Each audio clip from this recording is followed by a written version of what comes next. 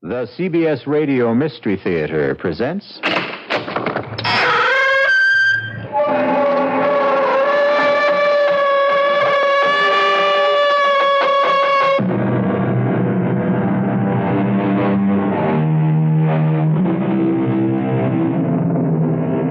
Come in. Welcome. I'm E.G. Marshall. I don't know if you've ever stopped to think about it, but of all the creatures in the animal kingdom, only man, and man alone, will murder his mate simply because she no longer pleases him. True, certain of our friends in fur, fin, or feather will indulge in desertion or even divorce, but murder? For that, you must have the highest degree of culture and civilization. For that, you have to be human. I must know what I can do, Doctor, to keep myself from killing my wife. Why do you want to kill her? I don't want to kill her. Well, then, what makes you think you're going to? I've been told I'm going to do it. By whom? I've been told unmistakably and in no uncertain terms. And that's what scares me. But who told you? Pluto. Who's Pluto? A cat. A cat told you? Yes. My wife's cat.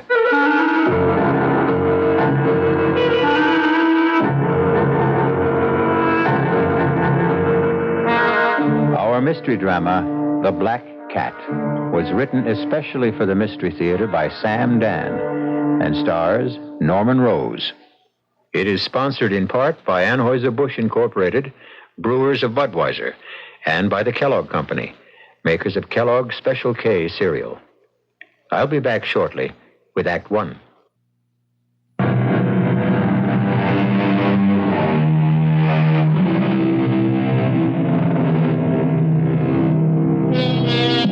Consider the act of murder.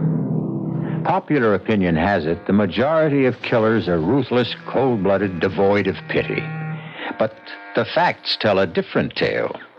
Statistics reveal most murderers are neither brutal nor savage. The record shows you don't have to be a devil or a demon or even a criminal. Experience teaches a killer could be any one of us. Given the time, the place, the provocation, it could be you. It could be I. And it could even be Philip Sterling. Sylvia says you want to see me, Mr. Fenris. That's right, Phil. Well? I have a simple statement to make. A brief 13-word announcement. I had no idea you measured out your words. They should add up to 13, because it happens to be an unlucky statement as far as you're concerned. Suppose you end the suspense, Mr. Fenris. What is this historic pronouncement, If you marry my daughter, I will cut her off without a cent. Yes, it does add up to 13 words. And you'd better believe him. Well, then I have no choice. I'll break the engagement. I certainly can't marry Sylvia if she has no money. Why, you unprincipled scoundrel. Mr. Fenris, while I may be a scoundrel, I do have principles. You admit you want to marry Sylvia for her money? What other reason could I possibly have? Well, of all the don't sputter at me, Mr. Fenris. After all, it's your fault. What, my fault? Without question. Had you been a better father, more loving, more attentive, you would have raised a more attractive daughter. Well, I'll have you thrown out of here. Consider Sylvia calmly, objectively. She's immature. She's naive. She's hopelessly romantic. She's careless. That's my word. Others would say sloppy about her weight, about her appearance. It's your fault. Your fault, all of it. I'll have you know I gave my daughter everything. You gave her only what money could buy. And in addition to everything else, she has that damned black cat, that Pluto, and she pretends she can talk with it. But she's kind. She's gentle. Of course. Otherwise, she'd be unbearable. Why am I even discussing this? Get out of here. Face the facts. You're 75 years old. 70. How much longer can you live? 10, 15 years? With Sylvia, she'll still be under 40. And the money, all of it hers, to squander as she sees fit.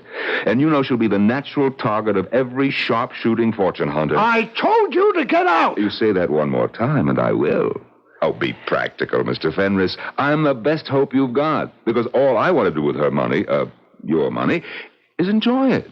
I'm not burning to build empires. I only want to live comfortably, and on your money, I can. And, well, I even happen to like Sylvia, just enough to put up with her. I think you must be the devil himself. Well, better the devil you know than the devil you might get. Oh, it's ironic, isn't it? 2 minutes ago, you were scared stiff I'd marry Sylvia. Now you're absolutely petrified I won't. Daddy? Oh, please. Pluto and I simply couldn't wait any longer. Daddy, you do approve of Phil. You do, don't you? Sylvia, I have a 4-word statement to make. Bless you, my children.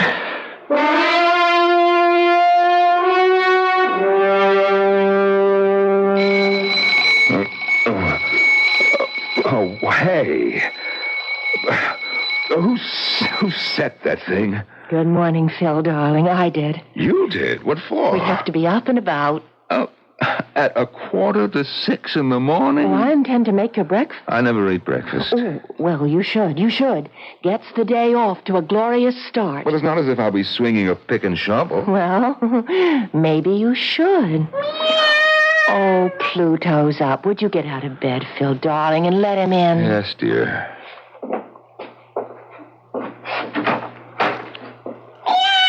Oh, isn't he just the sweetest thing in the world? Yes, he sure is.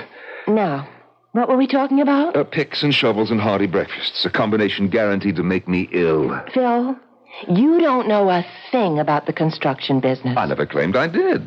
I was honest with your father. But then why did you accept a job with a plush office and a secretary? Because I honestly intend to learn the business. Then that's why you should walk into Daddy's office and say, Sir, the only way to learn this business is from the ground up. Well, Well, you know I'm right. And besides, Pluto thinks it's a splendid idea. Pluto thinks? Oh, of course he does, don't you, Pluto? Matter of fact, Pluto and I discussed it last night. Sylvia. Why can't you believe Pluto and I talk together? Because to talk means to exchange words, and Pluto cannot. No, dear. To talk together means to exchange thoughts. And that's what we do, Pluto and I. How? Well, you look Pluto in the eye, and then you beam your thoughts at him, and he just beams his thoughts back at you. That's talking, that's communicating, isn't it? Well... I looked into Pluto's eyes, and he looked into mine, and he just beamed that idea about the way you could learn Dad's business right into my head. So, don't you see? You have Pluto to thank for it. Yeah. Thanks, Pluto.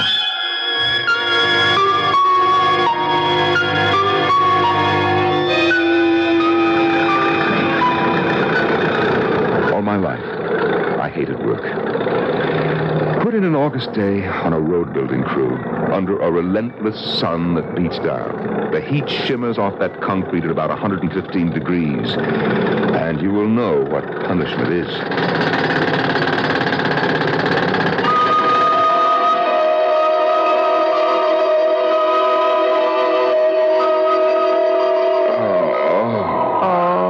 Phil, darling, where does it hurt? Everywhere. Well, a little gentle massage will ease those aches. No, nothing. Nothing will ever relieve these pains. Pluto says you'll get used to it. Yeah, well, you just tell Pluto for me that I will never get used to it. You will. Let Pluto tell you himself. Will you tell him, Pluto, dear? Oh, come on, Sylvia. You say that you won't get used to that kind of work. You just beam that thought into Pluto's eyes. Sylvia, my back hurts. I'm in no mood will for... give you inspiration and courage. You just look into Pluto's eyes. Come on, Pluto. Yep, up on the bed, jump. That's it. Now, look into Phil's eyes. Don't you feel Pluto's thoughts coming into your mind?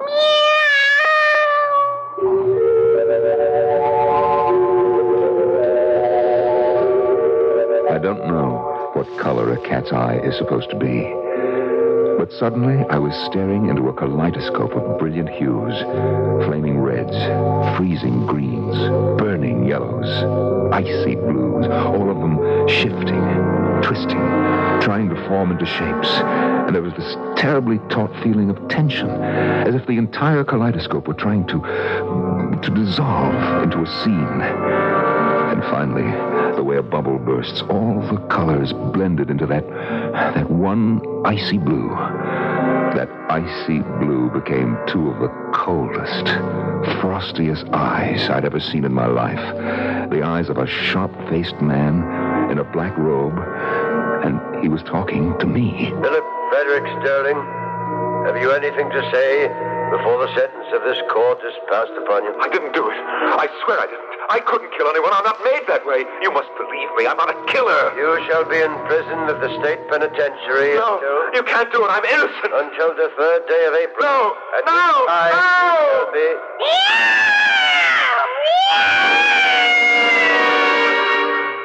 What did you do?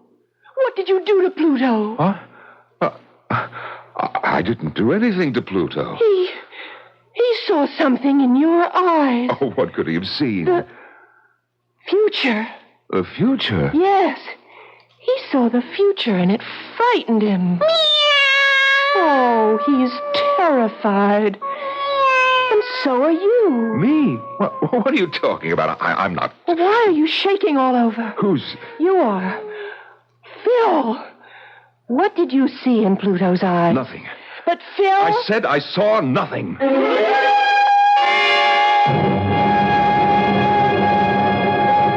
I could say that to her, Doctor, but not to myself. Because I had seen something. A courtroom, a judge, a jury, a defendant. And, of course, that defendant was me. Go on, Mr. Sterling. I wasn't imagining this, Doctor. I looked into the eyes of that cat, and I saw... Yes, you saw that you were being convicted of murder and sentenced by a judge. You don't think I'm crazy? Crazy has many connotations. Whether or not you're crazy, as you put it, is irrelevant here. But why should I see such a scene? I think you know why. Oh, I don't. I say you do. Please, Doctor, tell me why. It's because you want to kill your wife. That's ridiculous. No, it's true. Well, why would I want to kill my wife? Why did you marry her? For her money. So far, you haven't been able to spend 1 cent of her money. Well, I'm willing to wait. And work on a road gang? What do you suggest? If I were you, I would leave her. Why? You made a bad bargain. You thought you'd fall in soft. It isn't happening. You're beginning to resent her. Already the thought of murder is rattling around in your subconscious. Now, look, the old man is worth millions. She gets all of it. Oh, no, I can't walk out on that. Well, then reconcile yourself to the road gang. I have to, I will.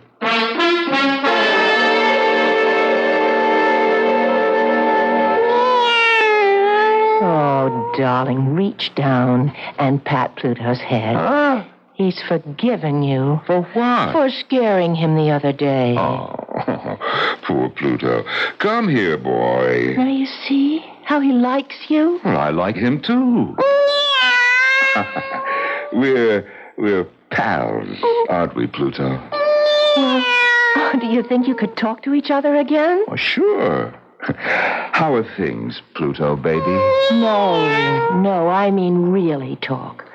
Look into his eyes. Oh, that. Look into them, Phil. Maybe Pluto has something to tell you. Well, okay. Talk to Phil, Pluto. Talk to him.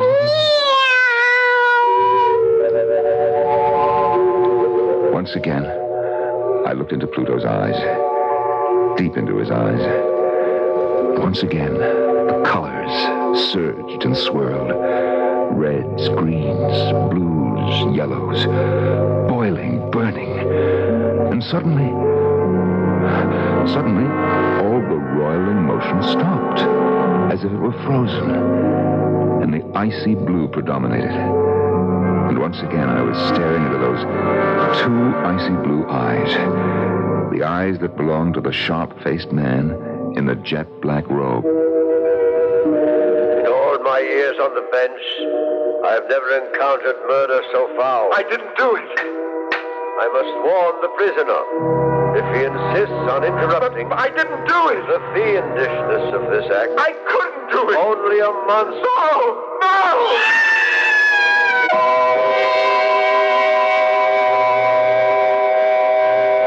As the poet said, I am the master of my fate. I am the captain of my soul. He might have added, I am the ruler of my mind. It's an interesting project Phil Sterling has set up for himself. Talk out the bad, talk in the good. Drive murder out of his brain and coax love into his heart. If such a thing can be done, it will happen when I return shortly with Act Two. The WBBM News Time, 10:51.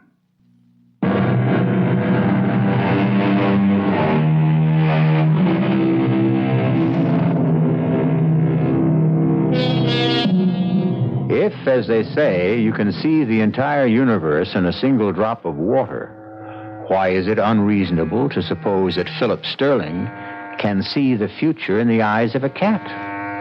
Phil is not only convinced he can see his future, he is also certain he can change it. For the better, naturally. Sylvia, call Pluto in here. Oh, darling, he's very frightened. Call him in. Well, I'm not sure that I should. I need him. You what? Sylvia, you're the one who insisted on having the word obey in the marriage ceremony. Call Pluto in here. Pluto. Pluto. It's all right, baby. Yes. Here, Pluto. All right, up on Phil's lap. All right. Up. That's it. Yes. I want to look into his eyes. Oh, I don't think it's wise. Well, I have my reasons. All right. Pluto, Phil wants to talk to you. Pluto, talk to Phil. Once again, I looked into Pluto's eyes, and I saw nothing. Absolutely nothing at all. What do you say to that, Dr. Myers? Murder? If it was ever in there, I drove it out of my mind. I drove all thoughts of murder out of my mind. Look, Pluto's smiling. Of course. And you. You're smiling, too. I'm smiling because I love you. Oh, Phil, what's got into you lately? Oh, nothing. Nothing at all.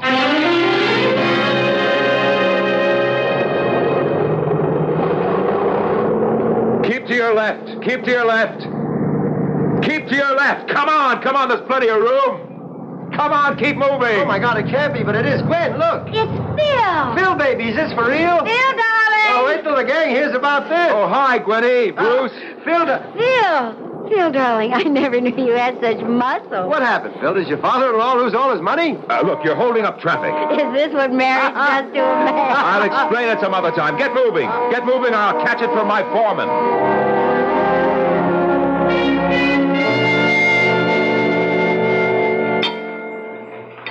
Everything go all right today?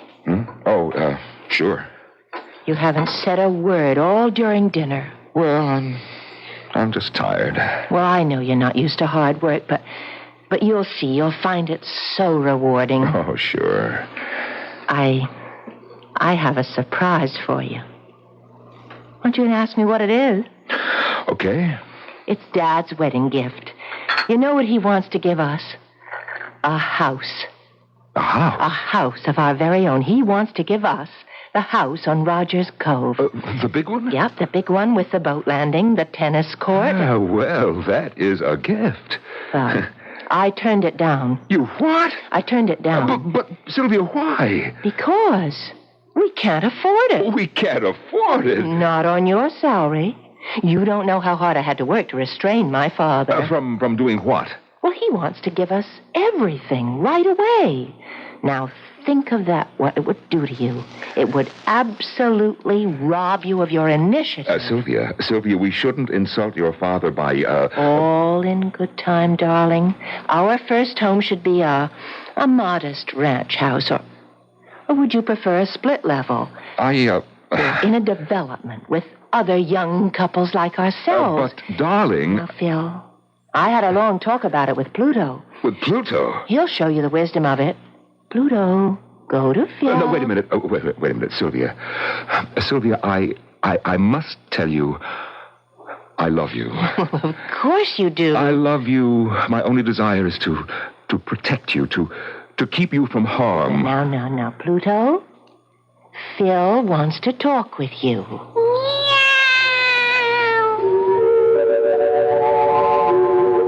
Once again, I looked into those eyes.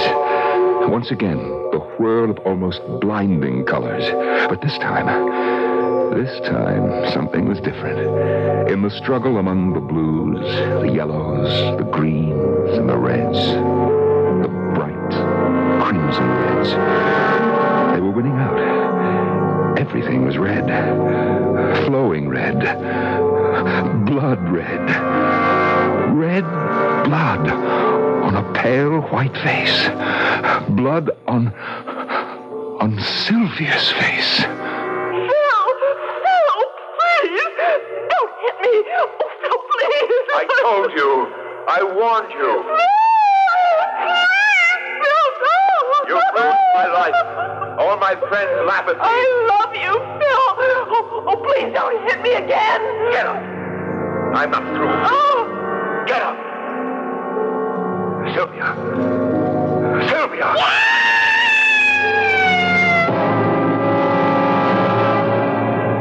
Phil, honestly, you have the most violent conversations with Pluto. Oh, no, Pluto. Everything's all right. Phil, what were you and Pluto talking about? Nothing. Nothing at all. Where are you going? Out. Oh, I'll come with you. No. Oh. Sylvia, can't you understand? Sometimes a man just wants to be by himself, that's all. Of course, darling, I understand.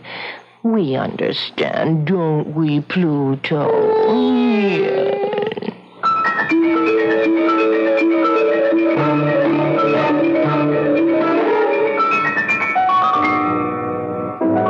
You want to go back to the party? Maybe later. It's much cozier here.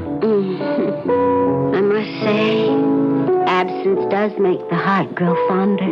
Oh, I missed you, Gwenny. Oh, Phil, how do you stand it? Oh, I have fantastic powers of endurance. That is, I hope I do.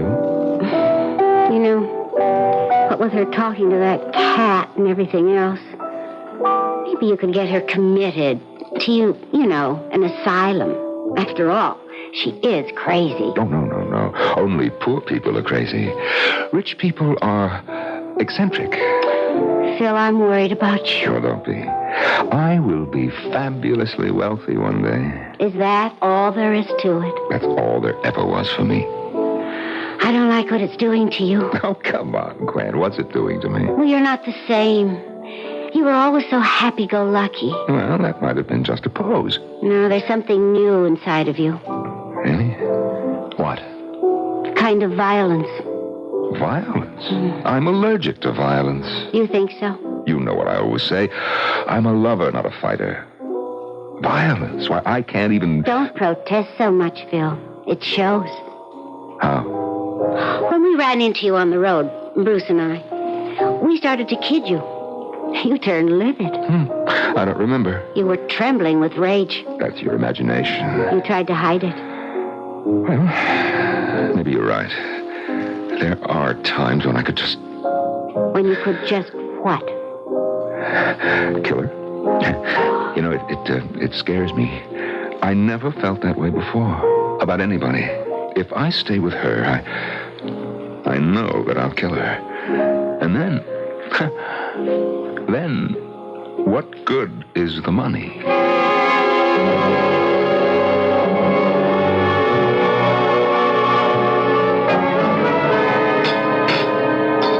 Ah, that's delicious. Have another helping, Dad. Phil, she used to break the heart of every chef I'd hire.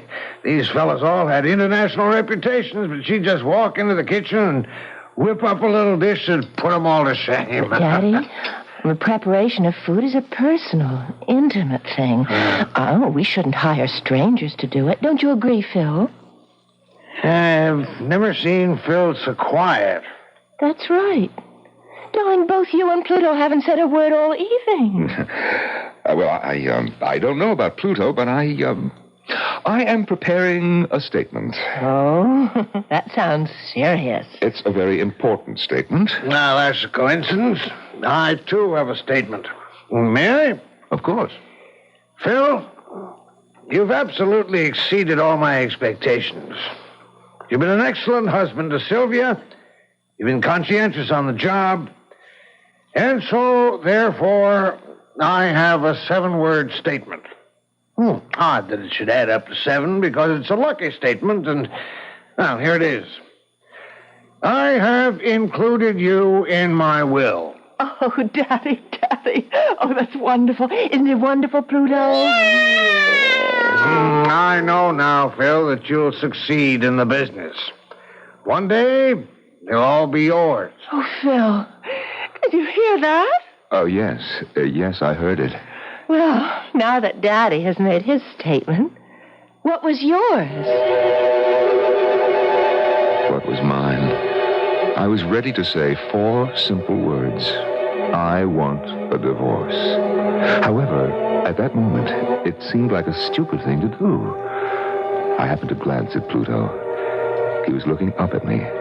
His eyes were wide, and I could see the colors swirling again. But this time, the yellows, the bright flaming yellows, overwhelmed the others. And then, the yellow turned softer and began to gleam like gold, solid gold. Oh, what a fool I would be to throw away a chance to own one of the largest construction companies in America. I looked at Sylvia. I would simply have to love her. That's all. Love her so earnestly, so devotedly that I wouldn't have the inclination to kill her. The problem was solved. Aren't you going to make your statement, Phil? Well, as it turns out, I really don't have one.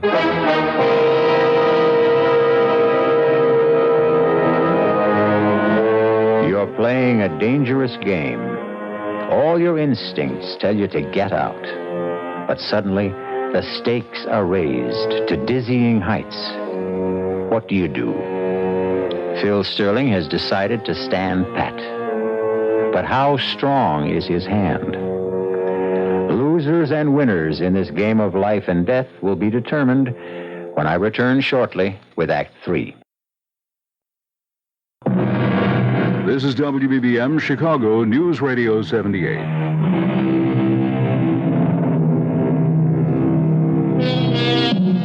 Why should love be a random, subjective thing, completely beyond our conscious control? Why can't we say, she is the logical person for me to love? Phil Sterling is determined to love his wife, because if he can't, he knows he will have to kill her. Oh, darling, let's quit for the night. Or I can mix a batch of cement and start on the wall if you want me to. You work hard all day. Then you come home at night, and I make you work in the basement. Oh, well, I don't mind. Come on upstairs, wash up. No, I'd just as soon keep working and finish this. Oh, but not tonight, Phil. I asked the Conways over for coffee. The Conways? Well, they really are such lovely people. Well, he's a bore. Phil? And she's such an idiot. Phil, you have to be friendly with your neighbors. Why? Oh, darling, don't lose touch with ordinary people.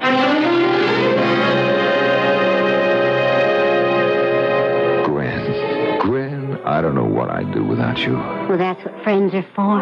I just have nobody else to talk to. On the job, at home, the neighbors. I think I'm about ready to flip. Well, Phil, you could always leave. I can't.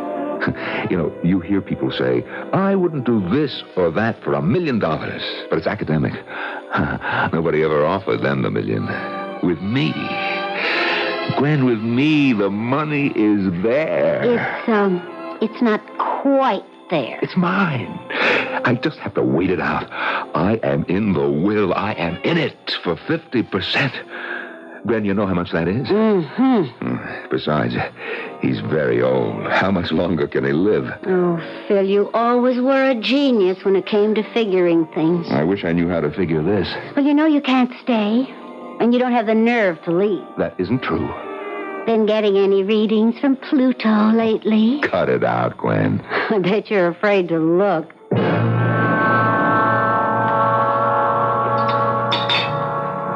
Phil, you haven't eaten a thing. I'm not hungry. Oh, darling, something's troubling you. Talk to Pluto. You'll feel better. I don't want to talk to Pluto. Oh, he's such a comfort. Talk to Phil, Pluto. Yes. Sylvia, I love you. Well, I love you, and Pluto loves you, too. Tell him you love him, Pluto. Meow. Well, I know something will cheer you up. Daddy's got the results from his physical today, and he's in the best shape of his life. He is? And you deserve all the credit. Because he doesn't have to worry about me anymore. The doctor said Daddy will probably live forever. Oh, that's great. Phil, I can tell you're not feeling... I'm fine. You're out of sorts. Come on, let Pluto comfort you. Keep that cat away from me. Pluto is not that cat. Meow! Oh, now you see, you've hurt his feelings. Oh, for crying out loud. Tell him you're sorry. Phil wants to apologize, Pluto. Tell him you forgive him. Once again, I was staring into Pluto's eyes. And into that boiling maelstrom of colors, all I could see now was brown. And it was the brown of the cement in the basement. And on this brown cement was a sharp and pointed mason's trowel. And suddenly, the trowel was in my hand. No, you'll kill Pluto! That's right. Get out of my way! Oh, no! He's driving me crazy. I have to kill him.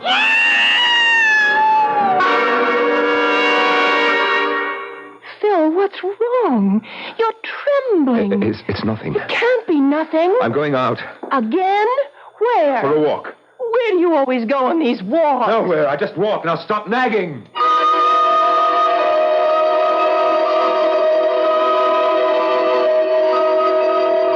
I don't know what I would do without you, Gwen. Good old Gwen. Comfy as a pair of old shoes. Ready as a candlestick. Reliable, dependable. There when you need me. Well, it's true. Well, congratulate me. I'm getting married. Huh? Married? Why? Why? Has it occurred to you I might want a life of my own? Bruce asked me to marry him. Oh, Bruce. He may not be much, but he's all mine. And at least he asked me. Gwen, listen. In just a couple of years, I'll really be rich. And I hope you'll be very happy. I'll make it up to you. As they say in the movies, I guess this is goodbye. But, Gwen, if I can't see you... No, Philip. All or nothing. That's what I want. And to be fair, it's what Sylvia wants. Choose between us. Who gets all and who gets nothing. Well, maybe I would miss Gwen. But not for long. Gwen comes back. She always comes back. My problem, Sylvia. Oh, I have to calm down. Keep your temper. Concentrate on loving Sylvia. Loving Sylvia.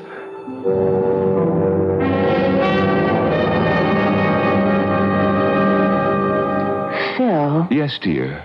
Pluto and I have a question to ask you. Oh, what is it? Who is Gwen? What did you say? I think you heard me. He heard me, didn't he, Pluto? Meow. Who is Gwen? Well, Gwen is a girl I used to know. When did you last see her? Now, look, what is I'd this? like an answer. Sylvia, who told you about Gwen? Who do you think? Pluto. What does Pluto know? Everything. You're in love with her, aren't you? No. Don't lie to me. I am telling you the truth. You can lie to me, but you can't lie to Pluto. Sylvia, now listen to me. I am telling you the truth. I love you. Oh, tell that to Pluto. I dare you to tell that to Pluto. Pluto, that mangy cat. Hey, where are you going? Home. You're home now. No, I'm going home to my father. I never want to see you again. That damn cat, I'll kill him. No, Phil. Please, don't. Run, Pluto. Run. Oh, that stupid cat. Look, he ran down to the basement, Sylvia. He can't get away now. I've got you cornered, you stupid cat. Dodge him. Pluto, dodge him. You can't get away. You won't get away. Phil, you're mad. Put down that trowel. Stand still. Stand still, you stupid beast. You've got nowhere to go. Here, Pluto. Here, come to me. Come, I'll protect you. Sylvia, let go of that cat. You give me Pluto. No! I won't have any peace. I won't have any sanity until I kill him. No, Phil, no! Let go of him. No!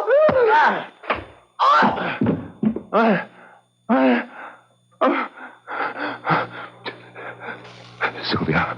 No. Sylvia!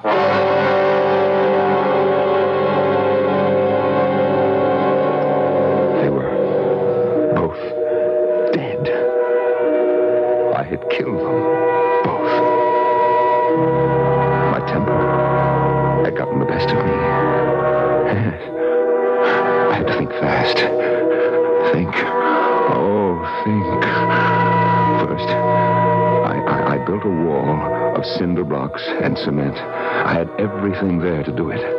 And then I placed her and Pluto behind it. And finally, I painted the wall and the entire basement, so there were no signs of fresh construction. I washed away every bloodstain from the floor and from my hands, from my clothes. The place was absolutely spotless. And then I assumed a new role, and I played it to perfection. The worried husband.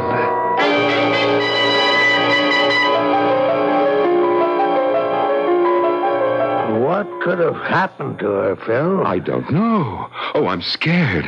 How could she just disappear?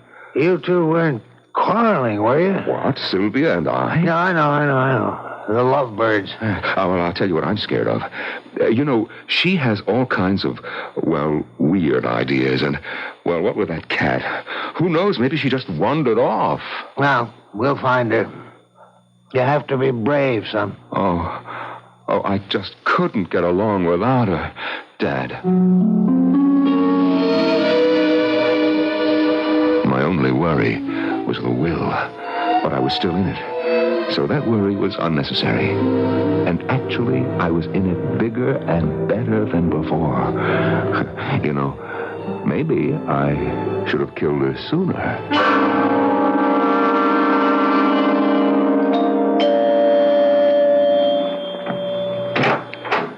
Yes?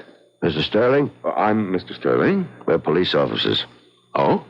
May we come in? I'm Lieutenant Haley. Sergeant Miller. Yes. Detective Krause. What can I do for you, gentlemen? Your wife has been reported missing. Yes, that's right. I'd like to ask you a few questions. My father-in-law and I wrote out a deposition. He's Frank J. Fenris, a very influential man. So I've heard. Your wife disappeared last Tuesday night. Oh, yes. Mr. and Mrs. Conway, your next-door neighbors, report they heard sounds of arguing. Did they? Mrs. Conway characterized it as a fight. Mrs. Conway is a fool. But did you have a fight with your wife? Certainly. Don't you ever fight with your wife, Lieutenant? Do you have any idea where your wife might be now? Lieutenant, do you suspect me of doing away with Sylvia? No, sir. I don't like the tone of your voice. And I don't like the look on your face either. I'm sorry. Yes, it's that cynical, know-it-all cop look. Yes. You figure that I killed her. Mr. Sterling, I'm sorry if we seem to irritate you, but our job requires that we ask questions. So what did I do, Lieutenant? Kill her and hide her body? Nobody said that, sir. Then why are you here? To search the house. Now, I know my rights. For that, you need a warrant. We have a warrant. Oh. Well, go ahead. Jim, Otto, look around. Well, Lieutenant, any corpses in the closets? Will you show us to the basement?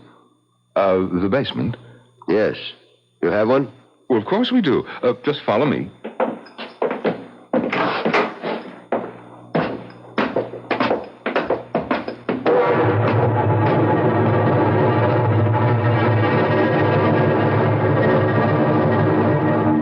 Jim?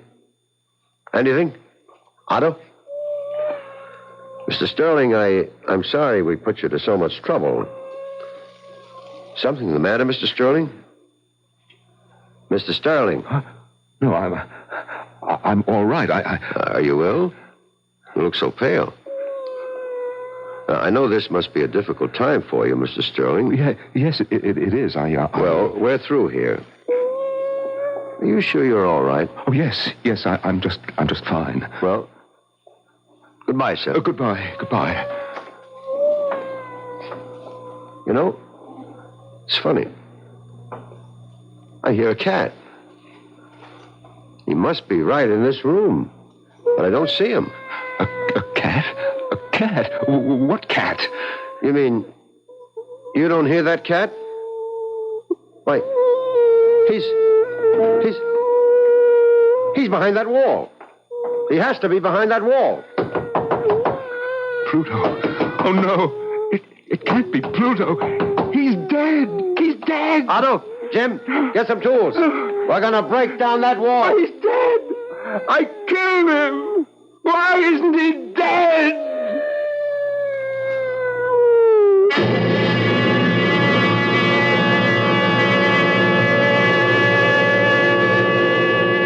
Why? The answer is simple, and it's also the moral of our story, which is a man is ill-advised to fool with a cat. Why? Because a man only has one life, while a cat has 9. And at this point in time, Philip Frederick Sterling has no lives at all, while Pluto still has 8. I'll be back shortly.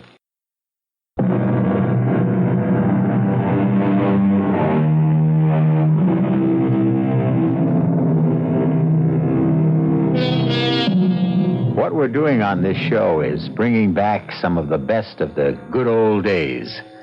And a good old expression used to be, the cat's meow. Mom and Dad used it all the time, even though they didn't exactly know what it meant. Well, after this tale, we know. Our cast included Norman Rose, Marion Seldes, Robert Dryden, Joe DeSantis, and Evie Juster. The entire production was under the direction of Hyman Brown. And now, a preview of our next tale. 3 times on different expeditions we have excavated with no success. This time we have managed to isolate the mastaba itself, in spite of every kind of miserable luck. Cave-ins, men injured, crews deserting. But at last, within the next few days, I'm convinced the entrance will be found. Oh, how exciting, how wonderful for you. And Hasiba, I hope she isn't a disappointment. Was she really so beautiful, do you think? Incredibly. Her face shamed the shining sun, and the day was lit up by the light of her countenance. You know, you sound as though you'd actually seen her. I have. You have? Oh, yes, my dear. For every description fits you. Radio Mystery Theater was sponsored in part by Anheuser-Busch Incorporated, brewers of Budweiser, and by the Kellogg Company, makers of Kellogg's Special K cereal. This is E.G. Marshall inviting you to return to our Mystery Theater for another adventure in the macabre. Until next time, pleasant dreams.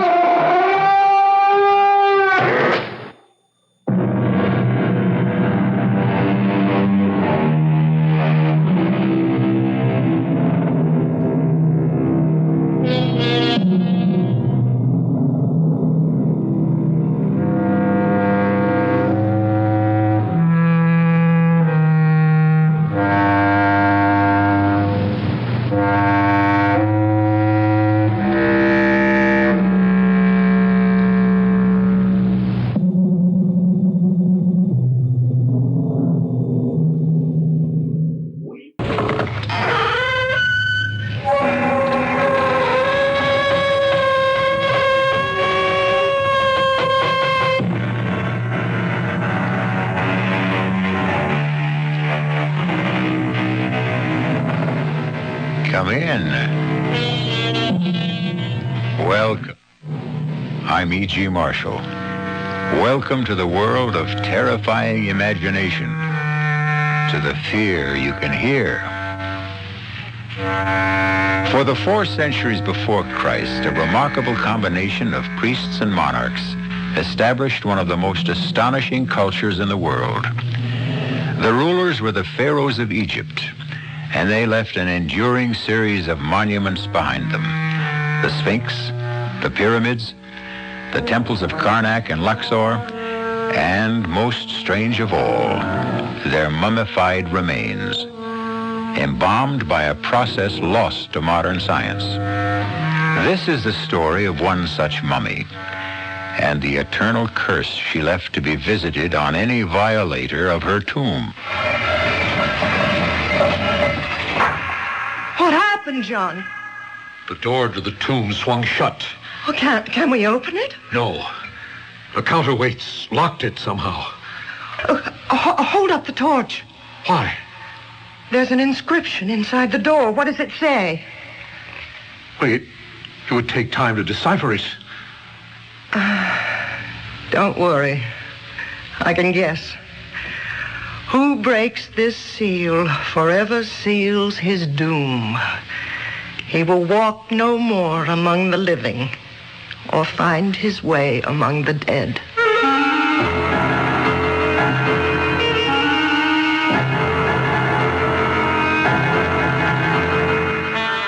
Our mystery drama, The Pharaoh's Curse, was written especially for the Mystery Theater by Ian Martin and stars Kim Hunter. Act 1. 1924, 50 years ago, belongs to another world. Certainly in the Middle East, almost midway through the period of the great archaeological excavations that make Egypt a mecca for tourists from all over the world. And in that era, no singer and entertainer reigned more supreme than Diane Elliott, the toast of 2 continents already, and now in the process of conquering a 3rd, with an engagement at Shepheard's world-famous hotel in Cairo.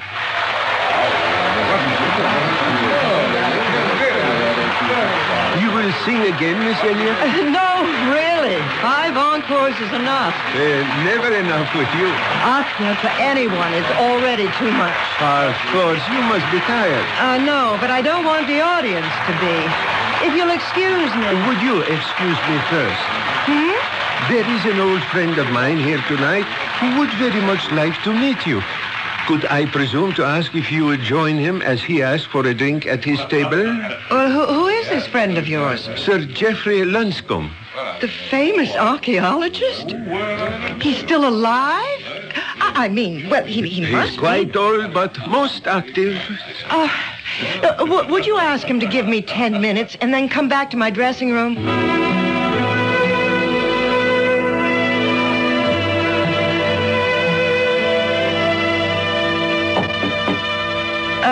Just a moment.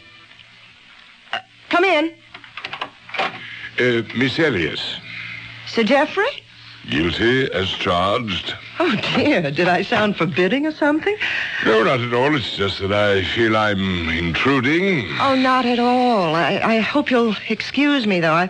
I've started changing because tonight's the end of my engagement here, and I have to start packing. Well, then you'll be leaving Cairo. Well, no, not for a few days. I hope at least a week. I've wangled a little gap between engagements because I want to do some sightseeing. Good, excellent. It makes it so much easier for me to ask what I want to ask. It's amazing. What? You, my dear. With your robe pulled tightly around you and your hair swept back so severely from your face. Yes. Absolutely amazing. Let me tell you why I'm here. Have you ever heard of the Princess Hasiba? No. Well, it's not too surprising. She was, you understand, a little before your time. Approximately 4,000 years. Hasiba, the gazelle-footed trailer of perfumed musk, Hasiba, the doe-eyed, radiant perfection of the three worlds. I thought you were an archaeologist, not a poet. Oh, not I, my dear. That's Thotmes the Fifth, her husband, the Pharaoh. And he was right. She was, until then at least, the most exquisite woman who ever lived. And when she died, at 19, the Pharaoh was so crazed with grief that he stripped himself of all his wealth and turned it into jewels with which he filled her burial casket to the brim. She was buried with all the honors of a Pharaoh, and the door to her mastaba sealed forever with an undying curse. The mastaba? The burial chamber. And the curse? This chamber holds the jewels of my kingdom. Jewels beyond number and one beyond all price. Who breaks this seal forever seals his doom. He will walk no more among the living nor find his way among the dead. You almost make me believe that. And I almost believe it myself. Perhaps it's why I've taken the liberty of coming to you. I don't understand. Oh, why should you? Let me explain. 15 years ago, I discovered the small pyramid that covers the burial chamber. 3 times on different expeditions we have excavated with no success. This time we have managed to isolate the mastaba itself. In spite of every kind of miserable luck. Cave-ins, men injured, crews deserting. But at last, within the next few days, I'm convinced the entrance will be found. Oh, how exciting, how wonderful for you. And Hasiba, I hope she isn't a disappointment. Was she really so beautiful, do you think? Incredibly. Her face shamed the shining sun, and the day was lit up by the light of her countenance. You know, you sound as though you'd actually seen her. I have. You have? Oh, yes, my dear. For every description fits you. Well, Sir Geoffrey, I'll have to admit that's about the prettiest compliment I've ever been paid. And the truth. Now, look. What is it? An ivory miniature of Hasiba, hand-carved. How beautiful. Exquisite. Isn't this? So perhaps now you can see, Miss Elliot, why I can easily believe in reincarnation. It's why I asked to meet you. I've devoted the best part of my life to unearthing this tomb. And I've come to be afraid of a curse and to believe profoundly in the power of good omens and luck. I need that luck. And I think I found it. I know you are my luck. Well, how can I help you? Come as my guest to the diggings for a few days. Open the chamber for me. I think your touch will ensure success. Out of so many, that's the greatest compliment of all. How can I refuse?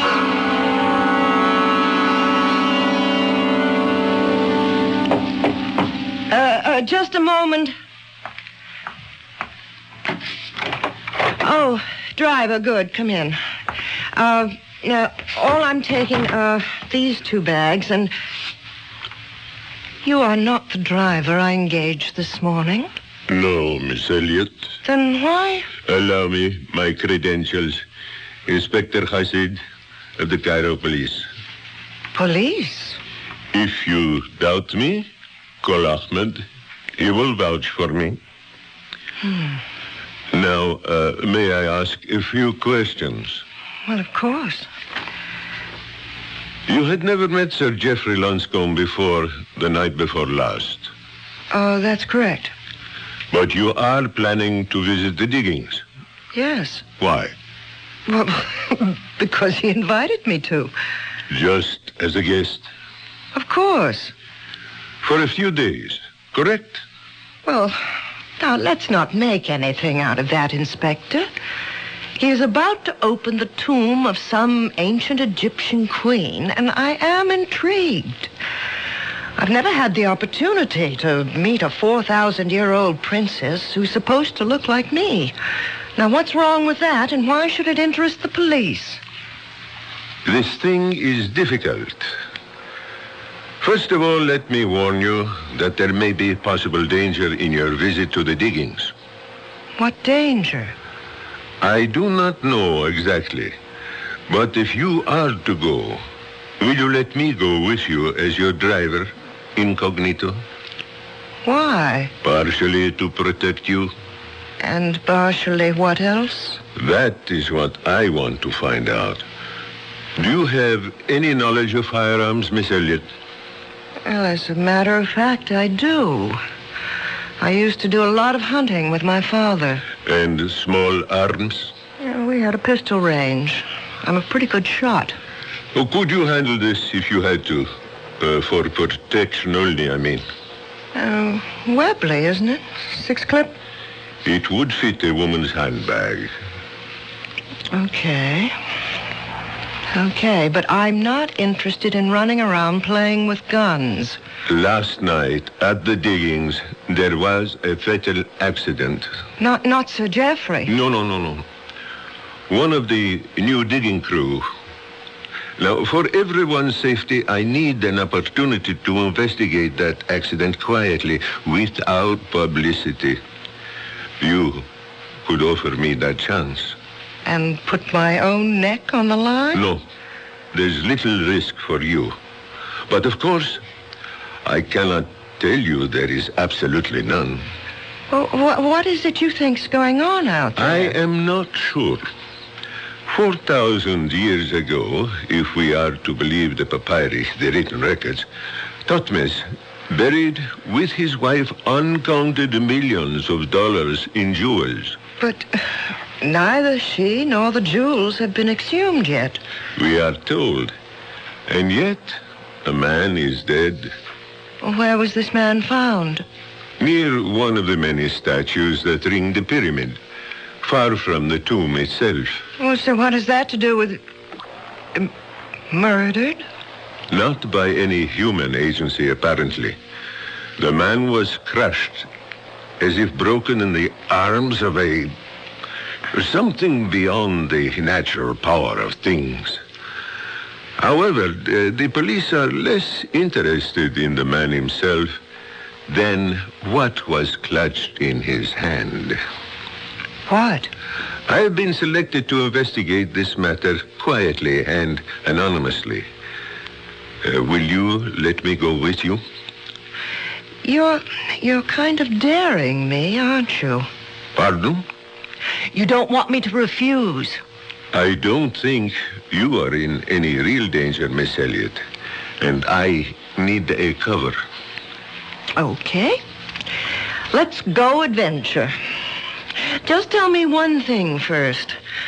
What is there for the police to investigate? What was it the man had clutched in his hand? A diamond of great beauty and great price. What kind of diamond? Now, there's just the whole point, Miss Elliot. A very special kind.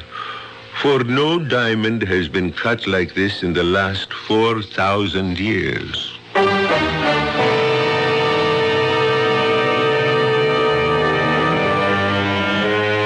tomb sealed fast for 4,000 years, where a princess lies in a coffin filled to the brim with precious stones of incalculable value. Could this diamond be from a tomb as yet uncovered, or was it some random discovery? And if it were, what inhuman agency, with a power beyond all human scope, mangled and destroyed the unfortunate man who found the strangely cut diamond? I'll return in a few moments with Act 2. Remember reading?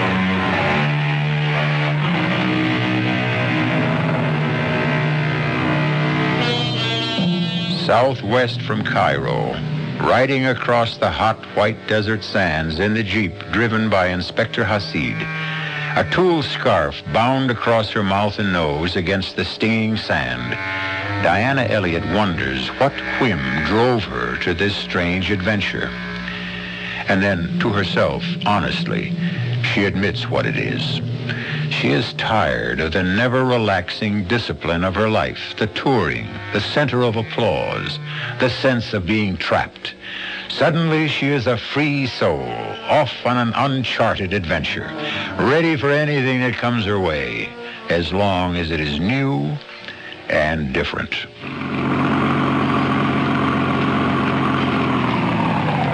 Miss Elliott. Oh, you know me? Yes. And you more than live up to what I've heard. Can I give you a hand down? Oh, thank you. That's more than a hand. Both. Brother, the old boy was right. About what? You. And our 4,000-year-old lady. Perhaps. But I'm not 4,000 years old yet. And I can stand by myself, Mr. Irving, John Irving. I'm Sir Jeff's assistant. He asked me to look out for you. Great. Could we start by having you let go of my waist so I can breathe? Oh, I'm sorry. Where's Sir Geoffrey? He had to go into Cairo with the English mail and in connection with an accident we had here. Oh, yes, I know about that. You do? Yes, I read about it in the Cairo newspaper. Oh, well, let's get your bags and get you settled. Do not worry, Sahib. I will take care of them. Oh, fine, driver. Miss Elliott's go into the big tent with the canopy. You can bunk down with the crew over there. Any one of the 3 tents near the diggings. Very good, Sahib. You want to go freshen up, Miss Elliott? Oh, no. Everything is too new and strange and exciting. I want to explore. Okay. You want to walk over and have a closer look at the pyramid? I'd love it. If I'm not keeping you... No, you're not. I've been designated as the official reception committee for the afternoon. Tell me, have you found the tomb yet? Not quite, but we're close. We started to uncover what appears to be the entrance to the outer chamber this morning. The diggers are working on clearing that now. It's hard to believe. What? That we're almost there. 15 years ago, this entire pyramid was buried in sand. Sir Jeff uncovered it on the 2 former expeditions. Oh, what a tremendous job. What are these statues that stand along the bottom row of stones? Those are various Egyptian gods. Now, let's see, starting at that end. Thoth, the recorder. Horus, god of truth. Mot, goddess of justice. And Osiris, the king father himself. 2, 3, 4, 5. Hey, you missed one. This one in the middle. Oh, I'm sorry, so I did. I can't blame you. He's so ugly. That brutal, snarling face. What does he represent? That's Anubis, the jackal-faced god. Officially supposed, coincidentally enough, to be the greeter of the dead. I don't think I'd care to be greeted by that, dead or alive. What do you mean, coincidentally? Well, this is where an accident happened. You mean where the man was killed? You heard about that? Who told you, Sir Jeff? No, it was, my driver. Oh. Bad news travels fast in this country. In any country. Ooh, what a cruel, bestial face he has. What does greeter of the dead mean? He weighed the hearts of the dead before welcoming them to the great halls of Osiris, the judge and the sentencer. Oh, he's not quite as bad as he looks. Do tell. I think I'll have that hand down now. Oh, here you are. Watch it! Quick! Behind the statue. Let me shield you.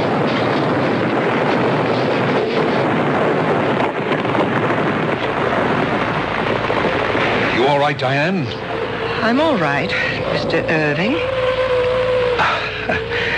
Well, couldn't we make it John? I called you Diane. So you did. It just slipped out.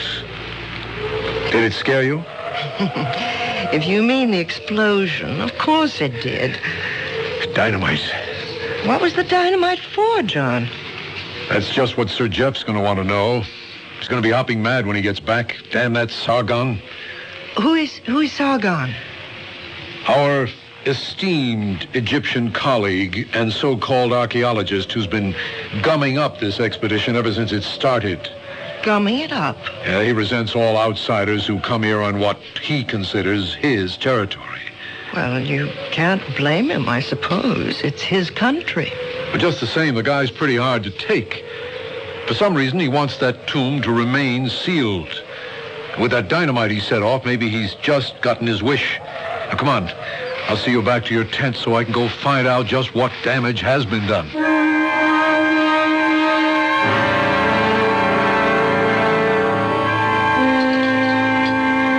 My dear Miss Elliot, I'm sorry I was responsible for making dinner so late. Oh, it was worth waiting for, Sir Geoffrey. This Arabian coffee is delicious. What was all the trouble with Sargon this afternoon? Well, this morning he wanted to dynamite the entrance open. I said we should wait till you got back. I knew you wouldn't go for it. My God, if we had a cave-in, the whole tomb would have been reburied. To say nothing of the possible damage to inscriptions inside. So? Well, he got so red-necked about it, I told him he could set the charges in case. Oh, that was foolish. I know, sir. But I never thought he'd be pig-headed enough to set them off on his own hook. That is it, Oh, Sargon, my dear fellow. Come in. Join us in coffee. I do not break bread among my enemies. Or with the infidel. Now, wait a minute. No, Sargon. I know you're upset, but there's no need to be rude. I don't believe you've met our guest. Miss Diane Elliot. Ali Atman Ben Sargon, one of our most noted Egyptologists. How do you do? Your servant, Anissa. Now, about this thing this afternoon. Mr. Irving said the orders came from you. Why, you... John. If he denies that, he lies. You think I'm going to sit still for that? Sit down, sir. I will not have this bickering in front of a guest. It can be settled later. In the meantime, fortunately, there's been no damage of consequence and the way into the tomb has been opened. No harm has been done. A great deal of harm has been done. The crew has deserted. What? That is what I came to tell you. They have taken all our transport and left. I tried to stop them, I but... bet you did. Now, look, Sir Jeff... Just a moment, John. Now, why, Sargon? Perhaps they are wiser than we. A small hole was blown through to the inside, and out of it, they say, comes swirling a fearsome Efreet that grew 10 times taller than a man, and belched a cold, freezing breath from his mouth that carried death in the air. They ran in terror from the ancient curse. They knew the stench of evil in the air. Well, that's preposterous. As an archaeologist, you know the fetid odor of death is always present when a tomb is opened. Bunch of simple-minded nitwits. Perhaps. Except that as a simple-minded Egyptian, I agree with them. Oh, you intend to leave On the contrary, I intend to stay. I was referring to the stench of evil, and not from the graves of my ancestors, which I shall remain to protect. Why, that son of a... You're going to let him get away with that? John, I'm sure it was a misunderstanding. Bear with me, please. Tomorrow may be the end of a long, long dream. Now let me go and pacify poor Sargon. You intend to open the tomb tomorrow? Well, the main breach has been made. I'm hopeful it can be managed. Well, then we must have the press here. I'll go into Cairo tonight. The men have taken the trucks. Well, there's still Diane's Jeep. If I may borrow it? Well, it's not really mine. It's my driver's. Well, whatever you decide tomorrow will be an exciting day. I shall hope, Miss Elliot, to introduce you at last to your long-dead image. This must come to pass, for I still believe in you as my good luck. John, you'll see Miss Elliot to her tent? Of course, sir. Till tomorrow, then. Good night, sir. I'd still like to have it out myself with that surly... Look, let Sir Jeff handle it, John. I want to drink in this strange night. The atmosphere or the general excitement? Both. Everything. The air, the place, the time. That enormous red moon. What makes it like that? Sand suspended in the air filters the spectrum. Such a lot of sand. It's a whole lot of moon. So quiet. The air is heavy. Sleepy? No. Don't go in. Stay with me. That might be really dangerous. Why don't we grab the Jeep and go into Cairo? We can't use the Jeep. Why not? It belongs to an inspector of police. Look, please don't say I said anything, but he's here investigating the accident. Sub Rosa. You won't tell anyone. Well, sure, if you ask me not to. But I still don't see why we can't... Then ask Inspector Hasid if you can borrow the Jeep. But I won't go with you. I'm too tired and too excited looking forward to tomorrow. And funny how heavy the air seems. I can imagine why those men felt a dark weight, almost like death in the air. I'll be glad to see you tomorrow. Good night, John. Good night, Diane.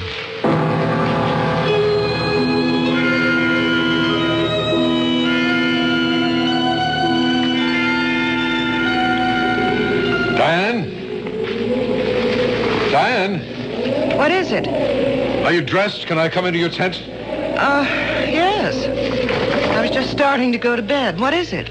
Look, I don't want to alarm you, but the men were right. There is death in the air tonight. Well, what now? Oh, it's nothing to do with the legend. Totally atmospheric. A simoom is on its way. We must race it back to Cairo.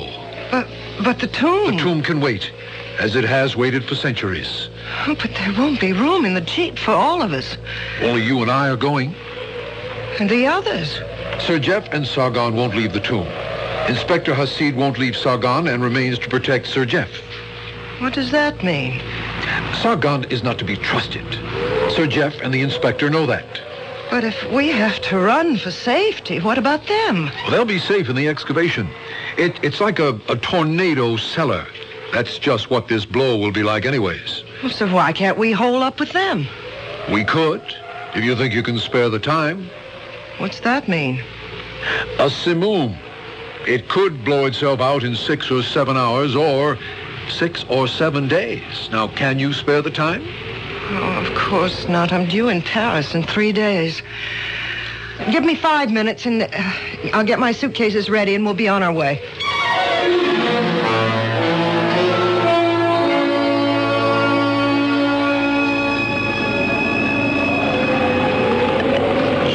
It's getting worse, isn't it? How far to Cairo? We're not even nearly halfway. Can you see? What's to see but sand, sand, and more sand? John, what's that? Ahead. Damn.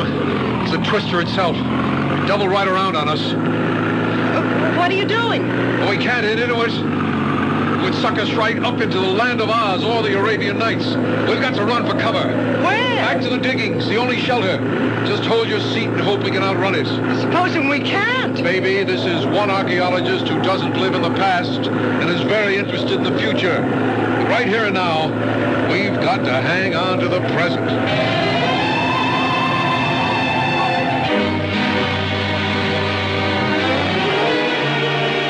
Whatever the effectiveness of the ancient curse, it seems the fates conspire to bring Diane Elliott and John Irving back within its range. And if the 4,000-year sleep of the delectable Hasibah is to be disturbed at last, on whom will the curse fall for disturbing it? On the men who planned and made it possible? Or on another woman who dared to challenge her beauty? I'll return shortly with Act 3. 24. KCBS.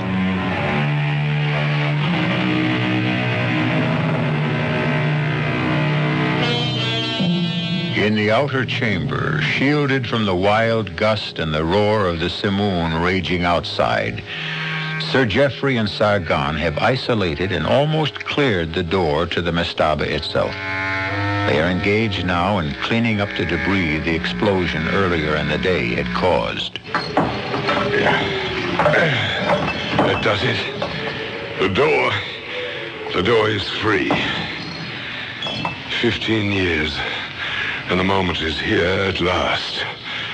I am about to enter the tomb of Hasiba. My countrymen have waited 4,000. Come, Sargon, let's for God's sake not at this minute. What is it? There's someone coming. The dead, Harariz. But it'll be silly. It's from the outside. Oh, it's Miss Elias. The bad penny and companion. Turning up again. Well, what happened? Couldn't make it, sir. We just beat that old twister back here to safety. Turned around on us. Just the two of you? Yes. What happened to your driver? We understood he stayed with you. We have not seen him. We thought he stayed with you. Oh, he probably took off with the rest of the crew. Are you all right, Miss Elias? Oh, yes, Well, then, let's forget the elements, the momentary inconveniences and everything but the incredible, the marvelous, the unbelievable moment that lies ahead of us.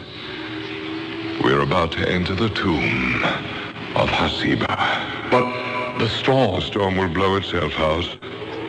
We are lighting candles to illuminate centuries of the past.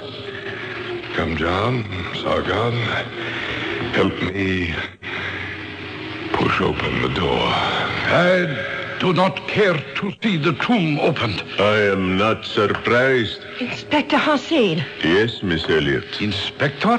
Yes, Ali Atman Ben Sargan. Inspector Hasid, with a very sore head where someone knocked me out, to deny me the sight of the tomb and its contents. By all means, let us open the door. I am not asking but commanding with this gun. Let's go, Sargon.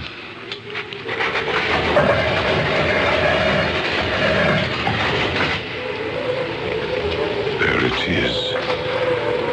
Beyond that black aperture lies Hasiba, wrapped in her blanket of jewels.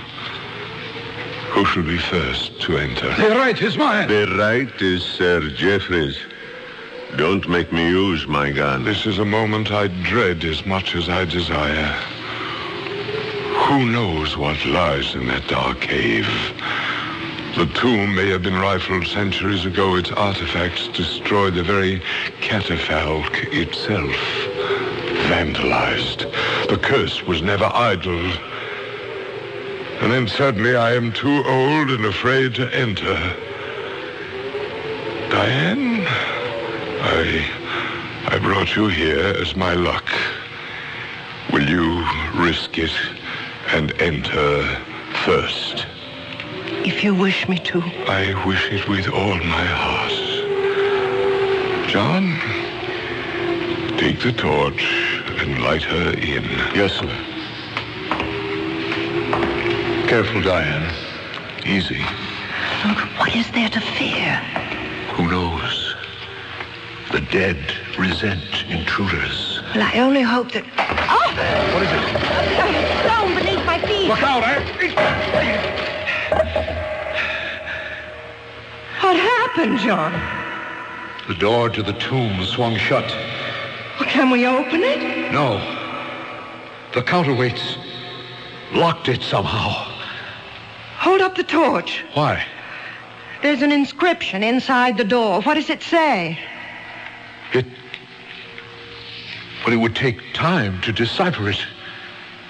Don't worry, I can guess. He who breaks this seal forever seals his doom. He will walk no more among the living or find his way among the dead.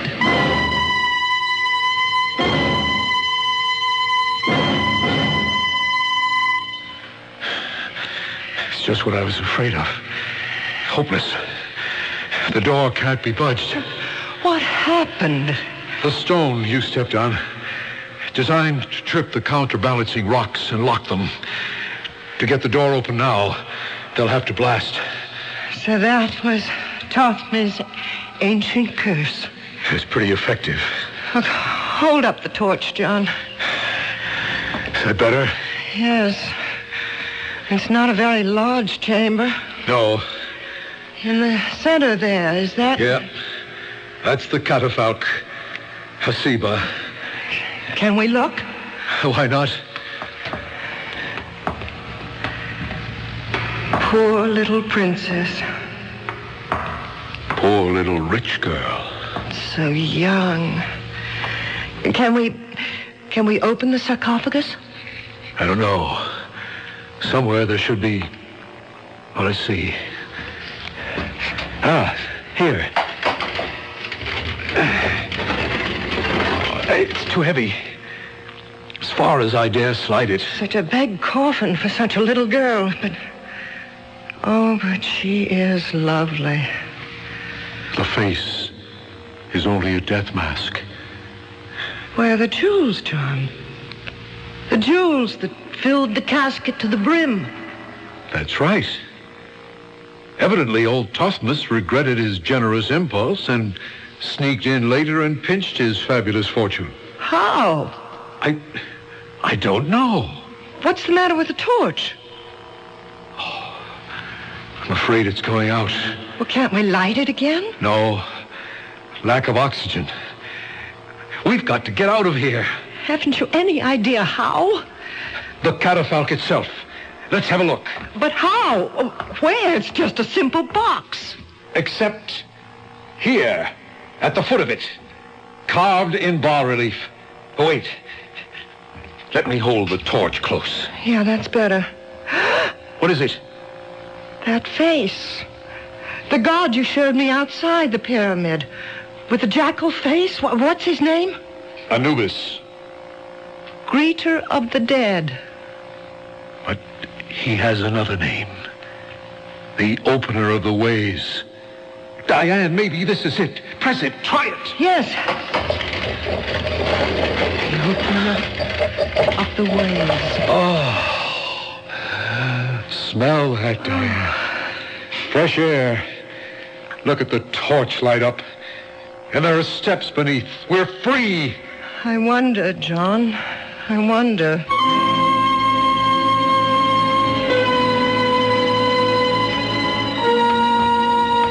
I can see it clearly now, Diane. Sargon, he's been plundering the tomb. That was the reason for all the delays he caused. He had to have time to get rid of the jewels. And now, unless we escape somehow, he's safe. Inspector Hasid won't let him go. We might as well have all the cards on the table.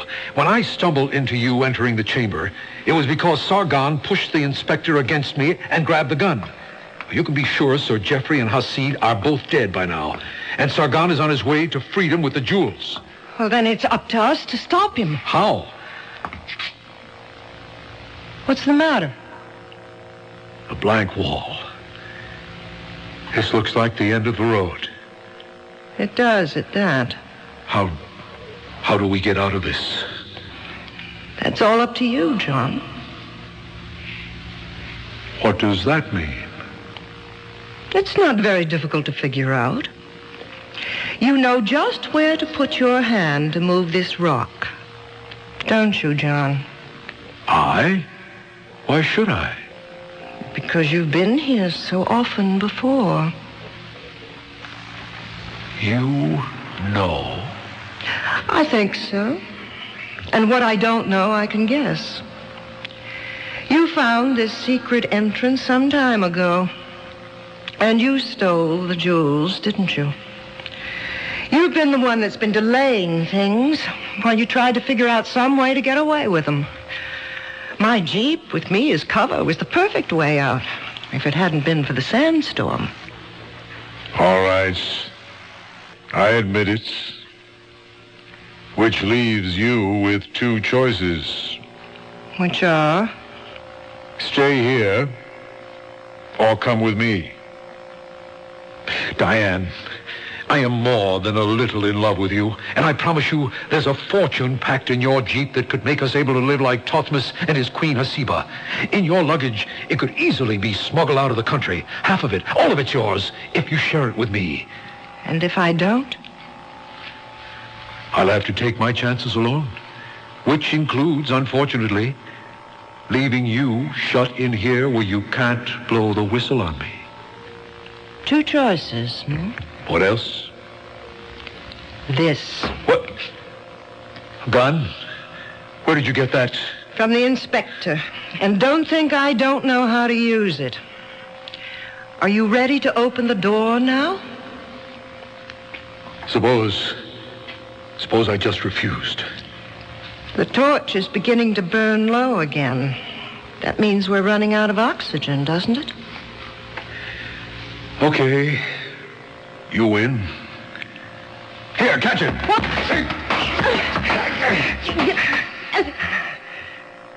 I hope I didn't hurt you. I had to get the gun. What are you going to do? Oh, nothing violent. That really isn't my nature. Just leave you here. With any luck, they'll break through in time and find you. Goodbye, Diane. You can't. Oh, now please don't move. I'll leave you the torch when I go.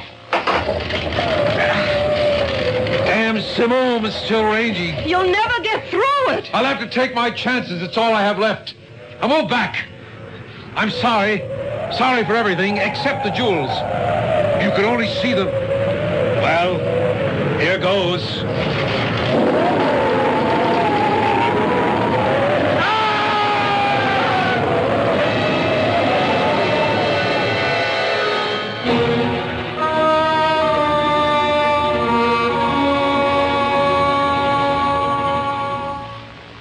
No. I'm all right. You must rest, my dear. There's time later. No, I want to finish telling you. He was leaving, and he had started the door of the statue base that closed the secret entrance, and then suddenly the wind was too strong, and he fell back and got caught in all those tons of stone, just like the other man. I would spare little pity on him, Miss Elliot. The other man was my brother. Sahib Irving thought he had killed me just as successfully. But I don't understand. Why did he start to come back? His return was involuntary. What do you mean, Mr. Sargon? He underestimated the enduring power of an ancient curse. He was returned to his fate. So the curse was a real one, after all. He will walk no more among the living, nor find his way among the dead. But, thanks to you, Miss Elliot, the ancient gods are satisfied, and the lady of whom you are a reincarnation will also be reborn.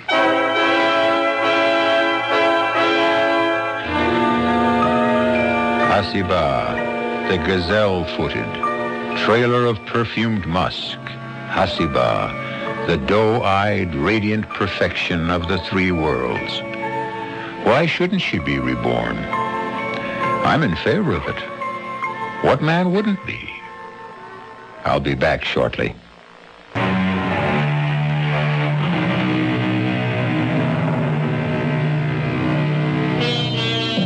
It was Nathaniel Hawthorne, one of our American greats, who said it. A grave, wherever found, preaches a short and pithy sermon to the soul.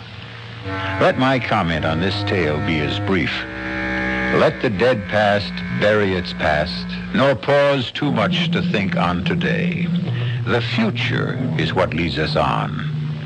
If we march to any banners, let it be to those. Our cast included Kim Hunter, George Petrie, Arnold Moss, Dan Ocko, and Ian Martin. The entire production was under the direction of Hyman Brown. The CBS Radio Mystery Theater presents...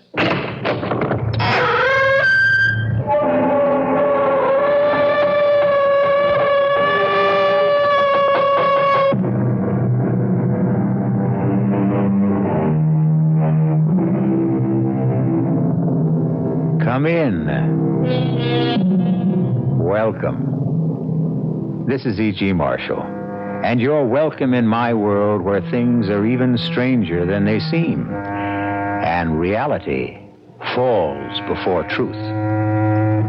We've all heard that one picture is worth 1,000 words. But is this really true? A quick example. Would your sweetheart rather hear you say, "I love you," or look at your picture? But pictures have their place, as millions of camera fans all over the world will tell you. Listen as we hear about a strange and dangerous camera which brought tragedy to those who owned it. No, please don't hit me again. I told you I don't know it. Oh, don't. There's no sense in you hitting me and hitting me. I don't know the combination. Please. I don't care about the camera. I really don't. I would tell you if I could, but Johnny changed the combination on the safe because he knows how I felt about it.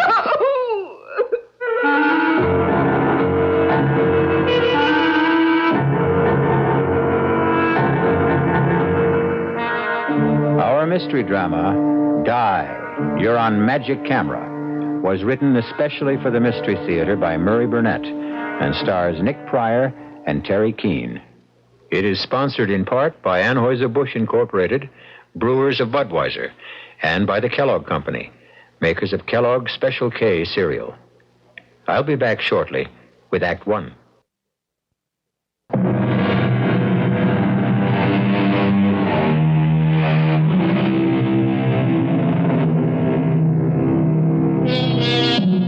How do you feel when your host or hostess pulls out the old family album for a quiet evening looking over family snapshots?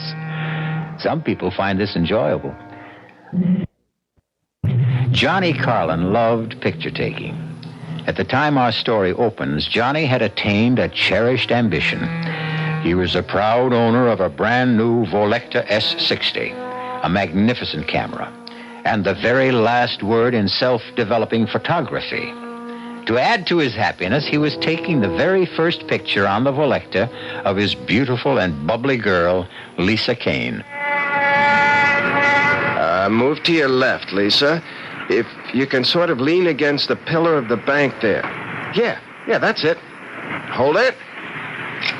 Good. I can't wait to see it. Neither can I. What happens now? You just push this button and wait for the picture to develop. Seems like a miracle. It's a brilliant piece of scientific work. Someday I'll explain how it works. Now, we open this back, and here's your picture. But, well, how strange. Is that the picture you took? It sure isn't. Wait a minute. I can't figure out what happened. Look how clear the inside of the bank is. Is that a holdup going on? Well, yeah, it looks like it.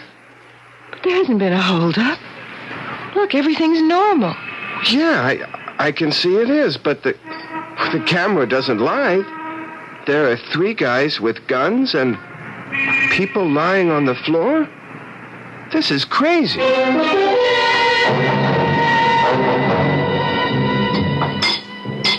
I don't know what I did about breakfast before I met you, Lisa. You had coffee and Danish in some greasy spoon. Remind me to chalk up another reason for us to get married. It'll be more convenient for me to have you in my kitchen than for me to come over to your place every morning. I'll remind you. Hey, Lisa, look at this. Intercoastal Trust held up by 3 bandits who escaped with $30,000 in cash and negotiable securities. Johnny, isn't that the... That's the bank where we stood when I took that picture. What does it mean? Hand me my camera. Here. It beats me that this is a perfectly ordinary Vol.14. Well, could it have been just a freak thing, some kind of a crazy mix-up? You tell me how this camera could take a picture of a holdup in a bank that hadn't happened yet. Can you explain that? No. Why don't we just forget about it? Because there's a reward for information leading to the capture of the robbers. You think the picture we have shows the actual robbers? Well, it's worth a try.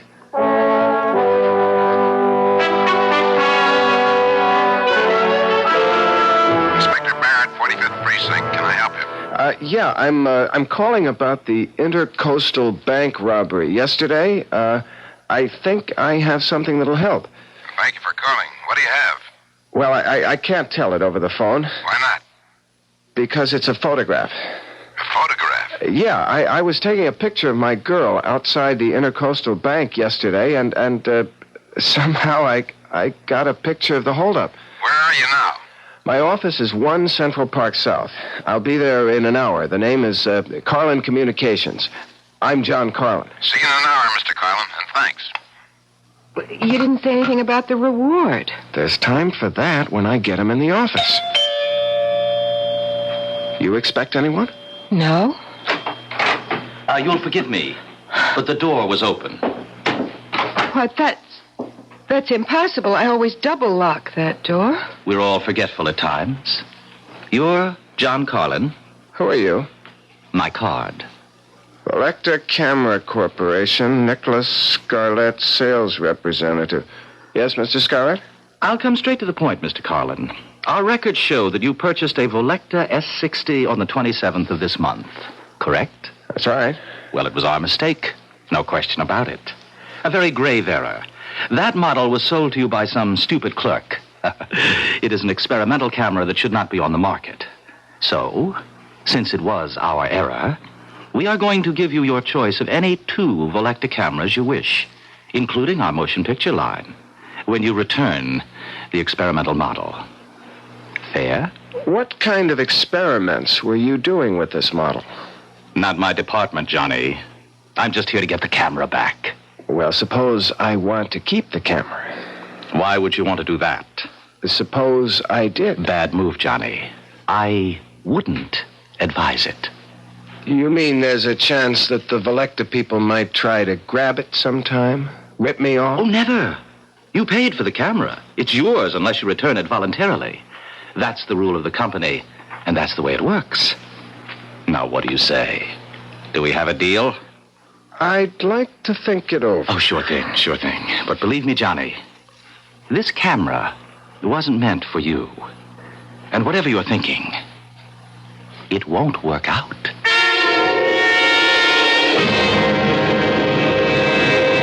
When did you take this shot, Mr. Carlin?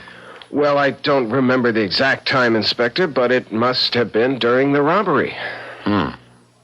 When else could it have been? I don't know. But maybe you can explain how it is that the faces of the holdup men are so sharp and clear. Well, the Volecta S60 is a marvelous camera. Yeah, it must be, since the bank camera shows that the men were wearing stocking masks. Johnny, I don't know what you're trying to prove, but I've got to get out of this hotel lobby. Can't figure it out. It just doesn't make sense. Every single one of these pictures came out just the way I took them. Well, why shouldn't they? Well, how do you explain that picture in front of the bank? I told you, it was a freak, that's all. Come on, let's get out of here. Well, maybe you're right. There's a phone over there. You sit in this chair while I call Scarlett and tell him I'm ready to make the deal. Okay, but make it fast. 1 minute.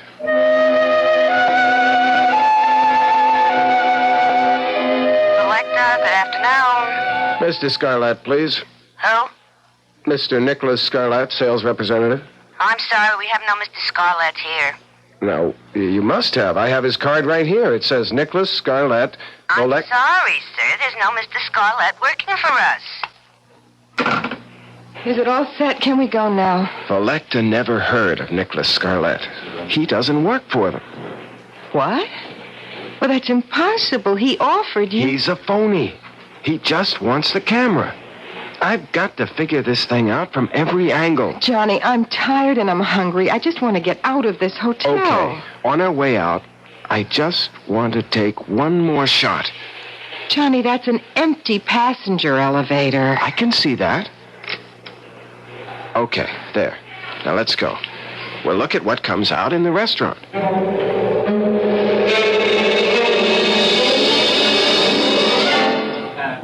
Oh, I never would have believed a bacon, lettuce, and tomato sandwich could taste this good. Look, Lisa, look at this shot.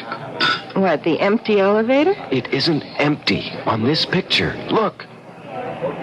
Johnny. Oh, Johnny, I'm frightened. Lisa, you've got to help me find the girl in the picture. Johnny, I want you to throw that camera in the river. And just forget about what's going to happen to that girl in the picture with the knife at her throat? How do we know it hasn't happened already? Honey, I've been through that with you. The first picture showed a robbery that was going to happen, and it did. Now we have a girl and a man in a hotel elevator, and the guy has a knife at her throat. We might be able to stop that from happening. Oh, we don't even know who she is. She's probably a guest at the hotel. One of the desk clerks should recognize her picture if you show it to her. This picture? I can't show them that. No, of course not. But I can crop it so that the man with the knife Johnny, is out. it's no use. I don't want to go around asking about a girl I don't know. I don't want anything to do with that camera. I just want you to get rid of it. Lisa, do you want to throw away $1 million? Johnny, you sound like a stranger. I don't even know you. Why do you talk about $1 million? What's this picture got to do with... Don't you see the possibilities that exist with this camera? I can predict when a crime will occur. I can also show the face of the criminal. Now, will you think of what a private detective agency could do with something like that? But how would you explain it? I don't have to explain anything. I don't know. I just have a bad feeling about the whole thing. She's right, John. Listen to what she's saying. Mr. Scarlett, where did you come from? Well, I have here the 2 cameras that the Volecta Company promised you in return for the experimental model. You don't work for Volecta. I checked. They never heard of you. That's of no importance. No? Well, what is? That you return the camera to me. The way I figure it is, you just want that camera for yourself. I don't buy that story about the camera being an experimental model. Oh, really? No? Then what do you think it is? Well, yes? Well, what difference does it make? It's mine. Unfortunately. Look, I've had about enough of you, Mr. Scarlett. Now, we have work to do, and if you'll excuse me... You'll find what you're interested in this newspaper on page 3. Unknown assailant stabs girl in hotel elevator. Johnny, that's tomorrow's paper. Oh, just an early edition. It'll be on the streets in 2 hours. At any rate, you're too late to help Miss Stearns. But to ease your conscience, she wasn't seriously injured and should be out of the hospital in a day or 2. What hospital? It doesn't say here. And how do you know so much? Oh, you know, it's always embarrassing when we're forced into this position, especially in this atomic computer age, but I see there's no help for it. Now, through an error, a piece of equipment used by my organization has come into your possession. I don't think it's necessary to explain that this shouldn't be in the hands of any mortal. Hold it. Hold it right there. You said mortal. Are you trying to tell me that you're not a human being? Johnny, be careful. Come off it, Lisa. Now, look, Scarlett, if you're the devil and you want my camera, you'd have no problem in getting it. You wouldn't be here asking for a swap, practically begging me to give it to you. Ordinarily, you'd be right. But there are unalterable rules which govern my organization, and one of them is that when a mortal makes a legitimate purchase from us, we're bound to a bargain. We can only ask that he return his purchase of his own free will. Now that I've revealed this much to you, I suggest that you take the... No deal, Nick. Or whatever your name is. You made a bargain, and you're stuck. May I make one correction? It is not I, Johnny, who is stuck, but you, who are doomed.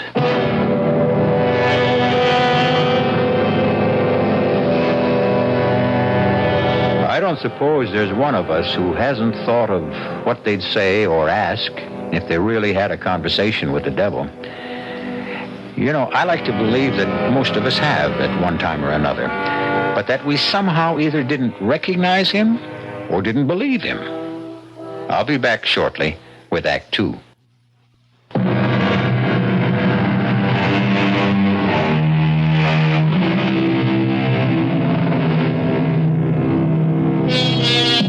When a man looks back on his life, it's easy for him to pick out the mistakes he made. Where, if he had done things differently, his life would have been better. However, man is always the victim of his desires, and in today's world, the desire for wealth can blind. Johnny Carlin had become the owner of a strange camera, a camera which seemed to be able to take pictures of the future. And Johnny Carlin had visions of untold wealth. He had also been warned, but greed has its own way of muffling warnings. I hate all of this. I wish you'd give it up, Johnny. I can't stand all this lying and maneuvering with people who are calling for help. Who's lying? We can deliver. Lisa, all we have to do is tell them that we have to take a picture, that's all. But there have been dozens of calls from people who have been ripped off or mugged and want us to find the criminal. Simple. We tell them we can't help them. This is the Carlin Crime Prevention Agency. We can forestall a crime. We can't solve it. You don't have to do anything except tell them the truth. All right? Now, what have we got today? You must be kidding. Here, look. Here's just a few of the latest messages. Uh-huh. Banks? Hey, these are good. Banks will be regular customers when we get set up properly. Nothing. Hey, Andrea Scudder. Well, what do you know? You know her? Well, the same way you do. Heiress to the Scudder millions, beauty, playgirl, athlete, and all-around hellraiser. She said she wanted to talk to you about a personal problem. Uh-huh. Andrea Scudder. That's money. Call her and make the appointment. Mr. Carlin, I'm being blackmailed. I don't know by whom. Can you find out? Well, I can try, Miss Scudder. If I don't succeed, there'll be no fee. And if you do, there'll be no publicity. I don't want my name spread all over the front pages. You have my word. Fine. The job is worth $50,000. Is that satisfactory? Yeah, that's okay. I'd like a little more information. Such as? Well, what happens when and if I deliver the name of the blackmailer to you? You get my check, my thanks, and my farewell. I'll take it from there. Not satisfactory. What? Look at it from my point of view, Miss Scudder. You ask me to get you a name and then walk away? Now, obviously, you have some plans for this blackmailer. Probably for getting rid of him? That is none of your business. Granted, but if you intend to hire someone to take care of your problem with him, then that can't be done very quietly, and I might get involved. Mr. Carlin, let's put it this way. I am not a killer, nor do I intend to become one. This blackmailer must be someone in my circle of friends. You'll have to take my word for that because of the information that he holds over my head. Miss Scudder, excuse me. You keep saying he. Why? Because it's a man's voice disguised that talks to me over the telephone. But the blackmailer could conceivably be a woman. It's possible. But it would still be one of my group. Okay. Now, the only request that I make of you is that you allow me to take your picture. My picture? Just a snapshot. Well, I don't see what that is. Well, that's the way I work. I get strong impressions from a picture. Emanations, call it whatever you want. It works. All right. How do you want me to pose? I don't have my camera with me. You see, I wasn't sure that I would take your case. Could you come to my office tomorrow at your convenience?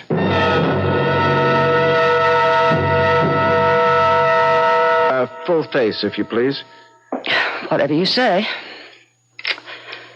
Thank you. That's it? That's it. Thank you for coming to the office. Well, what happens now? Well, I'll study the picture and hopefully get some vibrations which will enable me to name the blackmailer. How long do you think it will take? Not long. I may be in touch with you this afternoon. All my instinct tells me that this was a waste of time.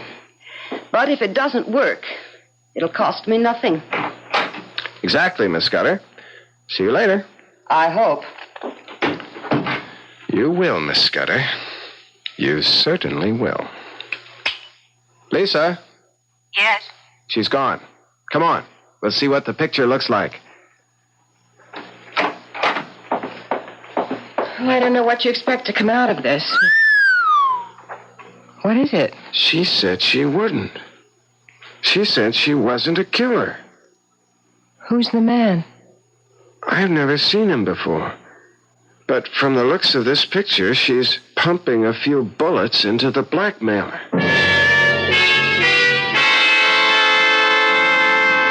Are you sure you know what you're going to tell her? I'm not going to tell her anything. Hand me the scissors. Here. All right. There. Now, all we have is a picture of the blackmailer. I'll take this up to her and say, here's the man who's been blackmailing you. Give me a check for $50,000, please. Johnny, she looked a lot older in this picture. Well, he isn't too young either. I want you to promise me something. When and if you get the $1 million, you'll forget about the camera and throw it away. Lisa... Johnny, please. Promise. Okay.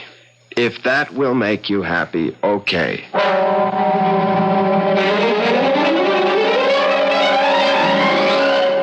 Come in, Mr. Carlin. I must say you work fast. The picture did the trick. Yes?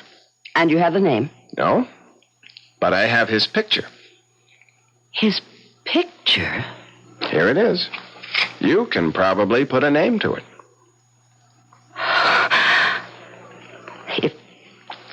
If this is your idea of a joke, Mr. Carlin, I am not amused. But I don't understand. Something must have gone wrong. Now, wait a minute. I meant what I said, Mr. Carlin. And I've got something to say to you, Miss Scudder. You asked my help in locating a blackmailer. Now, I came up with this picture, and it's obviously upset you. I don't know who the man in the picture is. The man in the picture is Tracy Kingsford, my fiancé. Your fiancé? Exactly. And I know he isn't the blackmailer because he could and will have half of everything I have when we marry next month. But... Now, I don't know what your purpose was in showing me this picture, or even how you got it, but this picture of Tracy, he isn't this old. Where did you get this? Well, maybe it isn't your fiancé. Don't be ridiculous. Where did you get it? Well, I'm afraid that's confidential. I want to know why you thought Tracy was the blackmailer. Miss Scudder, I told you, I made a mistake. I will pay for the information. What is your price? If I decide to tell you, it won't cost you a penny, but I'll have to think it over.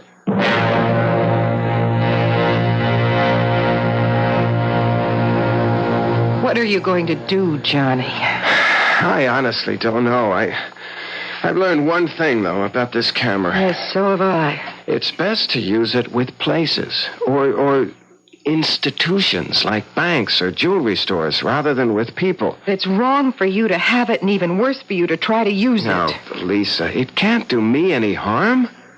If I learn to use it properly, I won't get into anything like the Scudder situation. You still haven't decided what to do about that. Yeah, I have. I'm just going to forget it. Forget it? How do you forget something like that? A very good question, Miss Kane.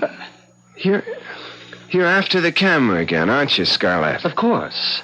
I should think by this time you'd be convinced that it isn't for mortals. Right. You have to say that, huh? Well, that doesn't make it a lie. But it makes it suspect. I can take whatever you say with a grain of salt. Well, let's get back to Miss Scudder. You know that she's going to kill her husband, and you're going to let her. Can you live with that knowledge? Well, can I stop her? You can try. Okay. Tell me how. You can tell her the truth. That would be interesting. Tell me, Miss Kane. Suppose someone came in here and told you that you were going to kill Johnny after you're married. Would you believe him? What? Would you? No. Johnny, you could put the picture back together and show her the picture. Show her shooting him. Yeah, but she'll ask me how I got the picture. You're getting to be good at lying. You'll tell her you have this gift of... prophecy? Yes. That somehow when you take pictures of people, it shows the future somehow. That you've only recently discovered the gift. You could tell her that. Oh, interesting. Look, we don't need you here. You don't know how wrong you are. Why don't you just give up? I'm not going to give you the camera. That's final? You can bank on it. All right. Then I'll ask you for a favor, and I give you my word. You won't regret it. Yeah. Well, what is it? Permit me to take one picture. What for? As a favor. No deal. Once you get your hands on the camera... Johnny, I give you my solemn promise that I will take only one picture and immediately return the camera to you.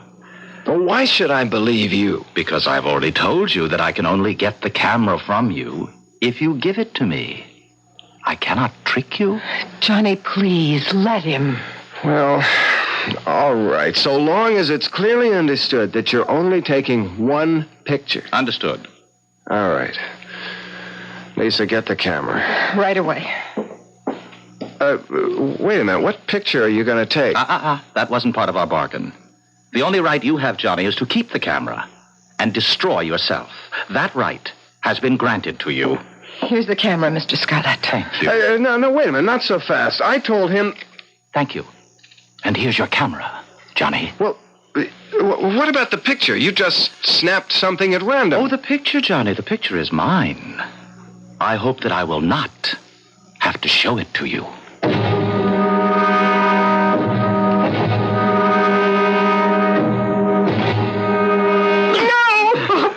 Please, I told you I don't know. Oh, please, there's no sense in your hitting me. I don't know the combination. I don't care about the camera. I don't. I would tell you if I could, but he changed the combination to the safe because he knows how I feel.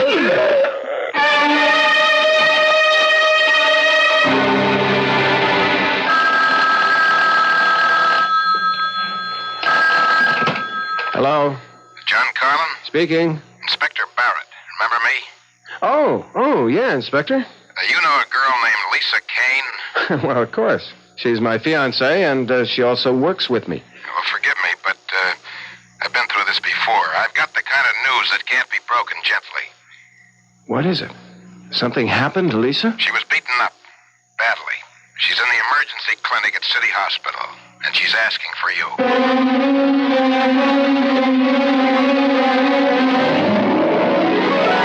Since the days when Homer smote his blooming lyre and regaled Grecian nobles with the stories of Greek gods and men, which had become part of our Western heritage, man has sought to pierce the veil of the future. And ever since those days, from Cassandra on, man has consistently ignored the words of prophecy, no matter from where they came. Now, Johnny Carlin has been given more than a warning. Whether he heeds it or not, we'll find out when we return shortly with Act 3. We're those news people at Mid-America's Total Information Center, News Radio 78, WBBM, Chicago.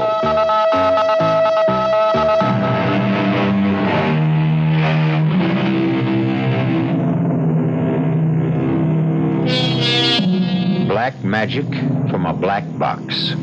A seemingly ordinary camera purchased by Johnny Carlin has turned out to be anything but ordinary. In fact, it has the capability of depicting future crimes which will be committed by or against the people photographed.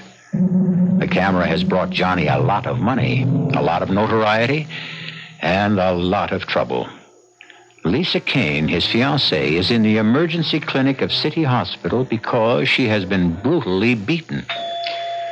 You got here fast, Carlin. Where is she, Inspector? One of the rooms down the hall. She's been asking for you. All right, let's go. Any idea why she was picked on? No, wasn't it an ordinary mugging? Hardly. She was attacked in your office. And nothing was taken from her purse. Johnny, I want Johnny. I'm here, Lisa. I'm right here. Oh, Johnny, they wanted the camera. They knew it. They knew it was in the safe. Shh, now, don't try to talk now. Please, let me. I want to tell you. Did you see their faces, Miss Kane? Yes. You think you could recognize them if I showed you some pictures? Inspector, look, I don't think she's in any shape. Johnny, get rid of the camera.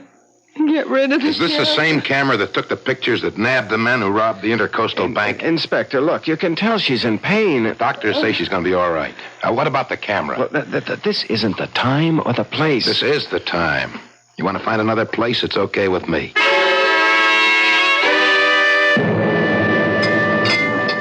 Oh, that's good coffee. Another cup, Inspector? Forget the coffee. Give me some facts. Look, I've told you everything I could. The camera. Now, what's with the camera? It's one of the new Volectas. You've seen them. Sure, they all take pictures of masked stick-up guys and show their faces, right? Look, Inspector, I can't explain how that happened. I'm going to level with you, Carlin, and then you better level with me. Look, Inspector, are you threatening me? I didn't press you about it before because you did me a favor. I got a lot of brownie points for bringing in those bank robbers. But now the heat's on me again. New commissioner is throwing his weight around. And I'm looking for something that'll help me score with him. Well, I'm afraid you're looking in the wrong direction, Well, Inspector. let me see the camera. I've told you. I know what you told me, and I know you haven't leveled with me. Two guys don't beat up a girl looking for a combination to a safe that holds nothing but a camera. Unless they want that particular camera awfully bad. Inspector, that's pure speculation. Now, they may have thought there was a lot of cash in the safe. The girl says all they wanted was the camera. Inspector, she's like you. She's got a thing about it. Well, I sure have. Take a guy named Johnny Carlin in the communications business. He buys a camera, and all of a sudden he's in the crime prevention business, and doing very well. How come, Carlin? I discovered I had a special talent. Yeah, I've checked with some of your satisfied clients. They tell me you use ESP. Yeah, that's right. And a camera. Yeah, that's right again. Well, I don't buy it. Well, I'm not trying to sell it to you. Yes, you are, Carlin. You're trying to sell me a phony story. Now, I want that camera you use for your ESP bit. It seems to me that you're a lot more interested in the camera than you are in getting the guys who beat up Lisa. I haven't heard you screaming at me to find them. If I thought that would do any good, you'd hear me on the moon. Meaning? Meaning that I think we'll get those guys one way or another. You think you have a way? Maybe. Something to do with a camera. You have your methods, I have mine. If I come across anything, and I expect to, I'll let you know, Inspector.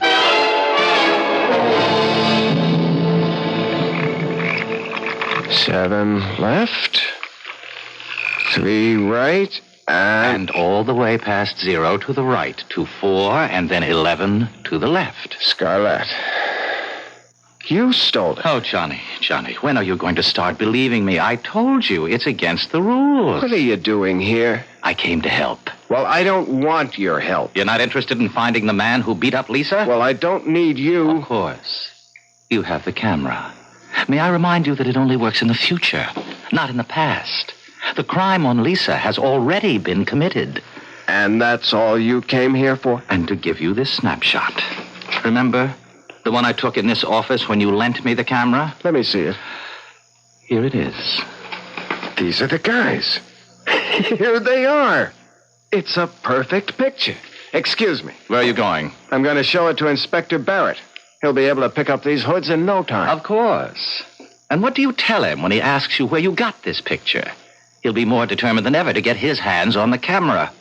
Well, then, why did you snap it? Wait a minute. You knew it was going to happen. Why didn't you warn her?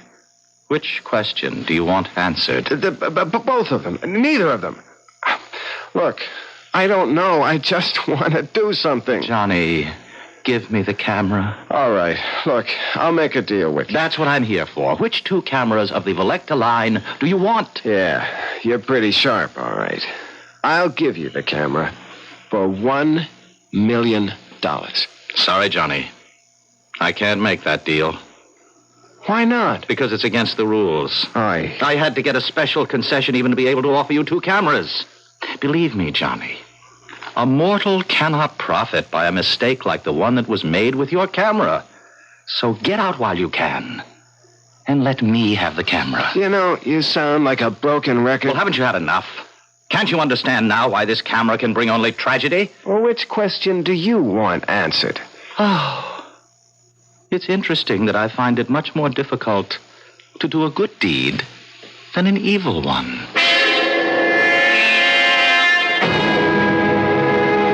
I'd like to know what makes you think you can pick out these mugs, Carlin. You've never even seen them. Yeah? Well, what have you got to lose, Inspector? Time. I could be showing these mugshots to your girl. She's the one who saw them. You looking for someone you know? I'm just looking for a couple of faces. I think... Wait a minute. Yep. Here you are. Here are your men. Joe Horn and Spence Vogel. Are you sure? I'm positive. How do you know? What happened since I saw you at the hospital? Will you stop asking questions and pick these guys up? What if you're wrong? I look like some kind of... I'm not wrong.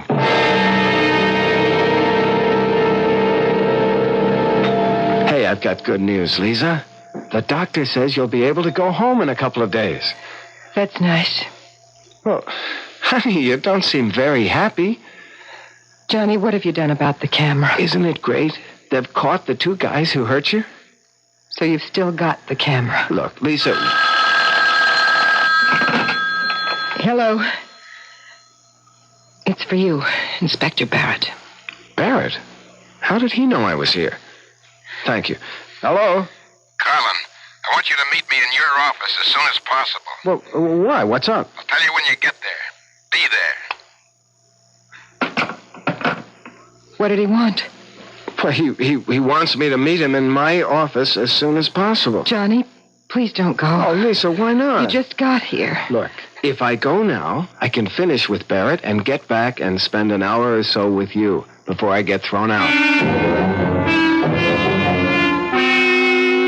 Inspector, I never really thanked you for getting those 2 guys. That's what I came about. What, to get thanked? In a way. I want that camera. Inspector, look, you must be losing your marbles. I told you... Now listen to me, Colin, and listen good. I put 16 years of my life into the police force, and they've just transferred me to Staten Island. Me, Inspector Barrett, sent to...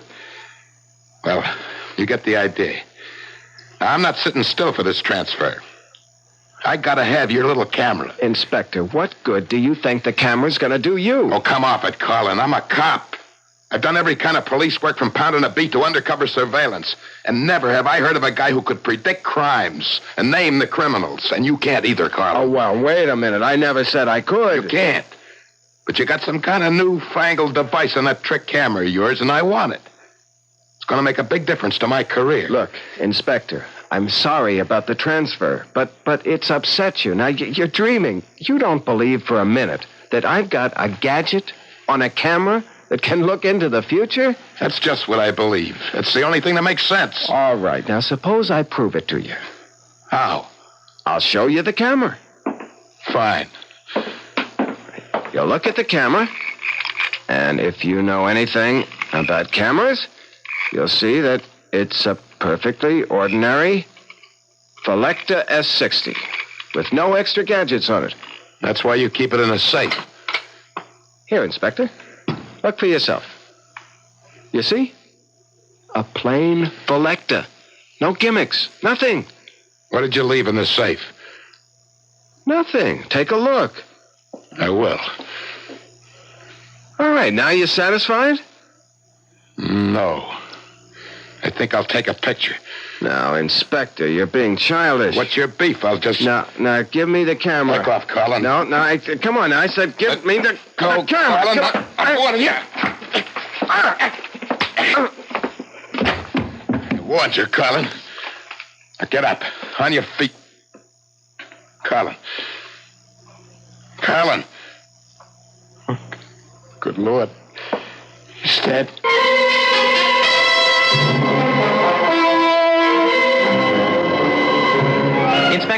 Inspector Barrett, hold up a second. Who are you? Nick Scarlett. I'm a friend of Johnny's. Oh? He asked me to pick up his camera. I see you're carrying it. I'll check with him. Oh, really? That won't be necessary. Look, I've never seen you before in my life. I know that this camera means a lot to Johnny.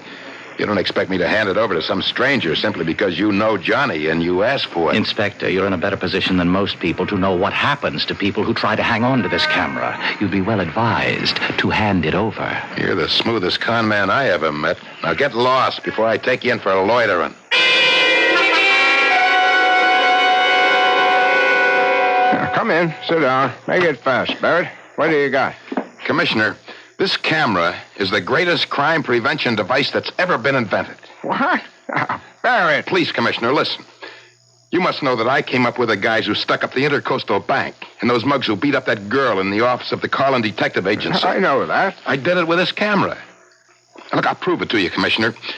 I'm going to pull a picture out right now. Here. I'm going to pull it out and lay it on your desk. That's not going to prove anything. Here, you just look at it. And then tell me what you think of this camera. Well, convinced? Yeah. You've convinced me, Barrett. Francie, you and Sergeant White come on in here. I want to put Inspector Barrett under arrest. Arrest? What's the charge? Murder 1. According to this picture, you've killed this man in his office. What? Well, take a look. Picture's clear as a bell. That's you standing over what looks like a very dead man. I don't know how you got past my secretary. My card, Commissioner. Nick Scarlett. Interpol? Yes, that's right. You see, Commissioner, we've been after that camera that Barrett handed you for the past 2 months. Now, look, Mr. Scarlett, you're not going to tell me that Interpol... The camera was used to smuggle heroin. Oh, yes. Very clever arrangement behind the shutters. Very clever. I'll give you a receipt and take it along if you don't mind. No, not at all. Just as long as you leave me the picture that Barrett took when he was killing Johnny Carlin. Oh, Commissioner, that will be my pleasure.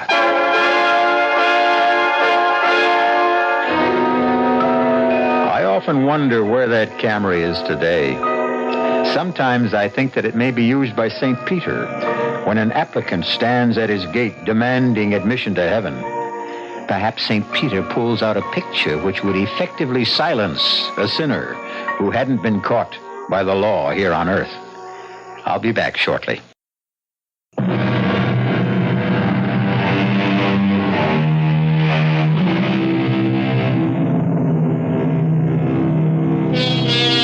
How about it? Would you love to know the future? To be able to see exactly what's going to happen to you tomorrow, next week, next year? I hear a chorus of no's.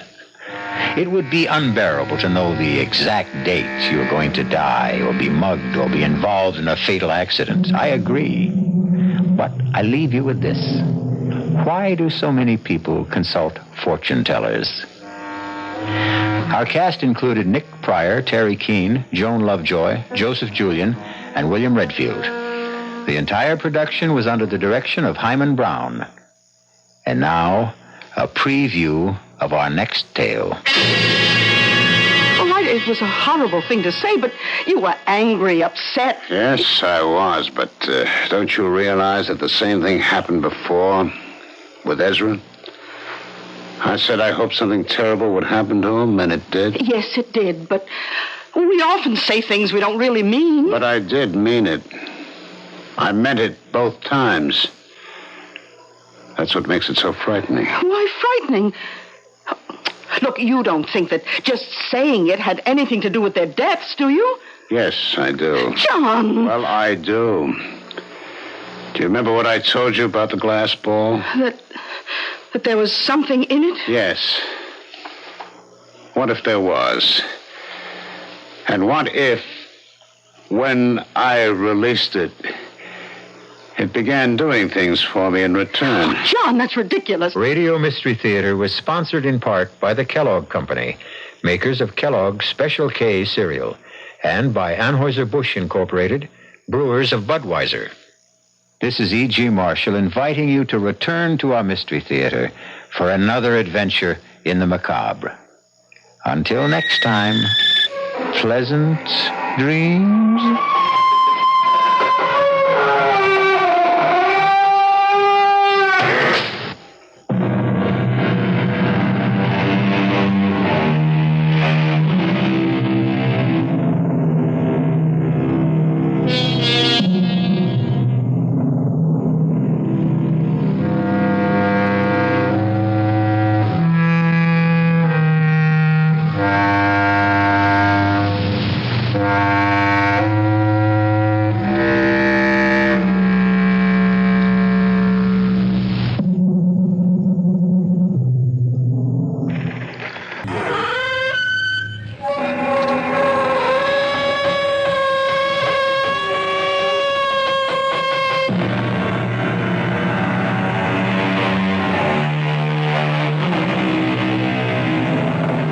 come in. Welcome. I'm E.G. Marshall. I'm afraid the chairs aren't very comfortable, but that doesn't matter because in just a moment, you'll be sitting on the edge of them. For we'll be bringing you the tale of the thing inside. A strange and potent force sealed up and held in check that cried to be released. And once it was freed, brought terror and death to a whole countryside. Sergeant, what's this all about? Has there been any trouble over at Ezra's place? I guess you could call it trouble, Mrs. Farrar. He was killed last night. He was what? Killed. Murdered. His nephew went over there early this morning and found him. Oh, but that's awful.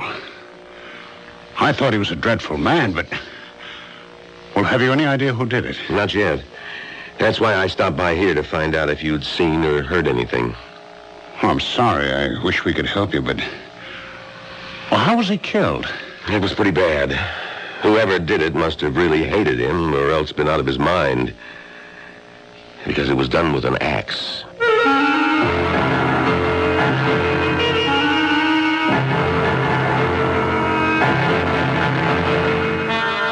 Our mystery drama, The Thing Inside, was written especially for the Mystery Theater by Robert Newman and stars Ralph Bell and Bryna Rayburn.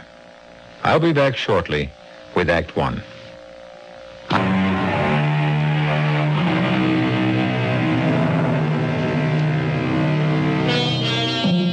What is evil? Is it abstract or concrete? Does it seek us out or do we seek it?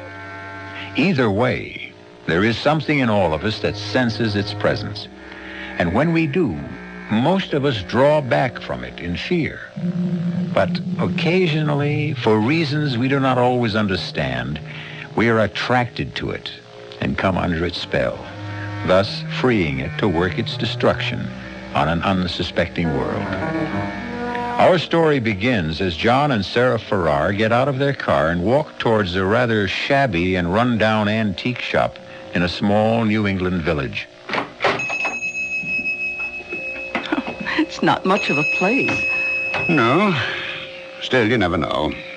Paul's picked up some pretty nice things in places like this. That tavern sign, for instance. That's true. Good afternoon. Oh, good afternoon. Do you mind if we look around? Nope, not at all. You looking for anything in particular? Oh, no, not really. Possibly some dishes. Do you have any white ironstone? Nope, I'm afraid not. It doesn't matter.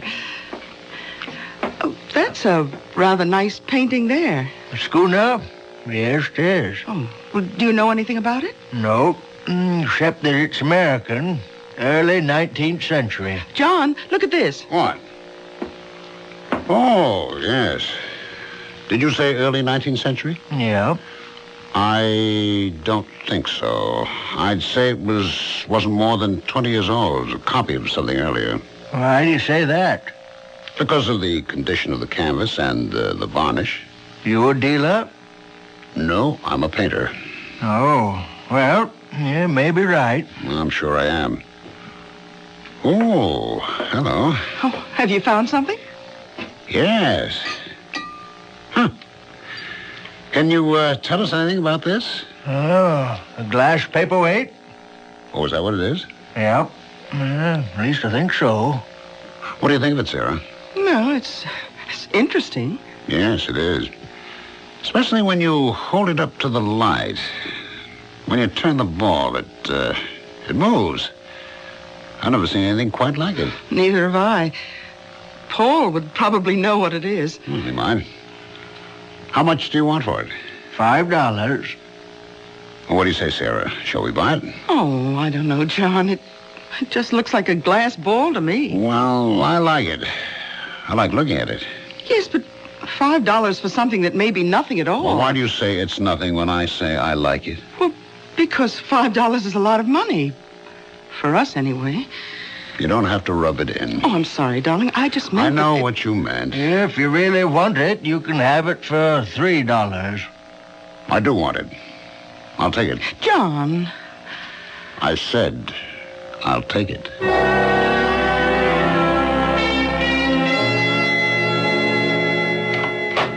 Hello? Anybody home? Is that you, Paul? Yes. I'll be right down. Hi. Hello, Sarah. Well, what's all this? Oh, my brother sent me a case of fruit from Florida, and I thought you and John might like some. That's awfully nice of you, Paul. No, not really. I'd never finish it all by myself. Well, I still think it's very nice of you. Thank you. Well, you're very welcome. Where's John? In the studio. Oh, how is he? Oh, about the same. Not very good. Still not working, huh? No. He's trying. He goes in there every day. Well, it's happened to almost every painter at some time or another. You hit a bad period, just can't seem to do anything. He's been... Oh, Paul. I thought I heard your voice. How are you? Fine, John. And you? Okay. Where'd all this fruit come from? Paul brought it over. My brother sent me a whole case of it, and I thought you might like some. Oh, it's very nice of you. I was hoping you'd stop by. There's something I wanted to show you, ask you about. Oh, what's that? This glass ball. Oh, where'd you get it? In a crummy little antique shop in Preston. Oh, yes, I know the place. The guy said it was a paperweight. No, it can't be. It doesn't have a base. It isn't even flat on one side. Well, that's what I thought. What do you think it is, then?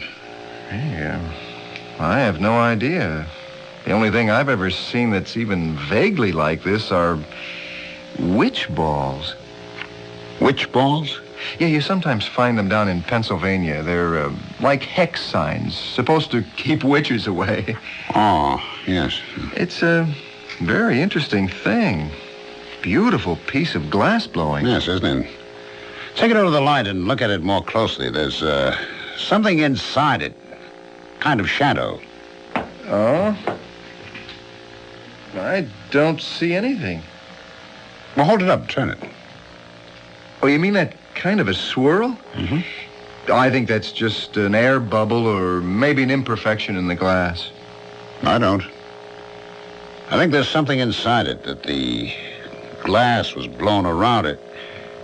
Here, give it to me. Oh, John. It slipped out of my hands. Well, it didn't break. Did it crack? No. Look at that. Dropped on the fireplace, and there's not a mark or a scratch on it. Well, that's impossible. Well, look at it. Well, you're right. I've never seen anything like it. It can't be ordinary glass.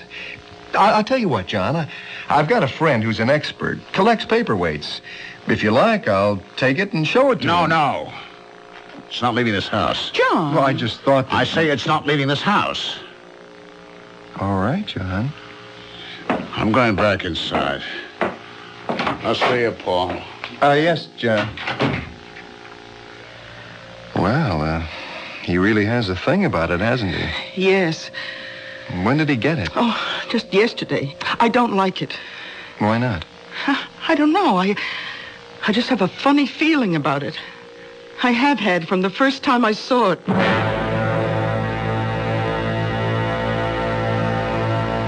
John, can you hear me? What? You can hear me.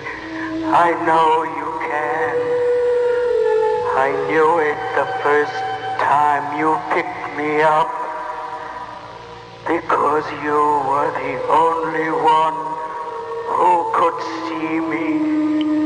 Yes. You've got to help me. Save me. How? Break the ball and free me. Break? Yes, if you do, you won't be sorry. I'll do things for you. Wonderful things. But how can I break it? I dropped it, and it didn't even crack. Fire and water, John.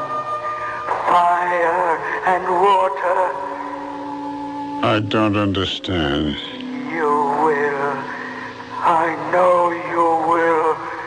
I know you'll help me.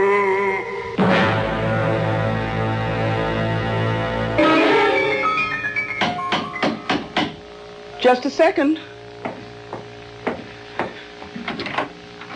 Oh, hello, Paul. Sarah, can I come in for a few minutes? Oh, yes, of course. Well, how are you? A little down at the moment. Why? I just got some rather upsetting news.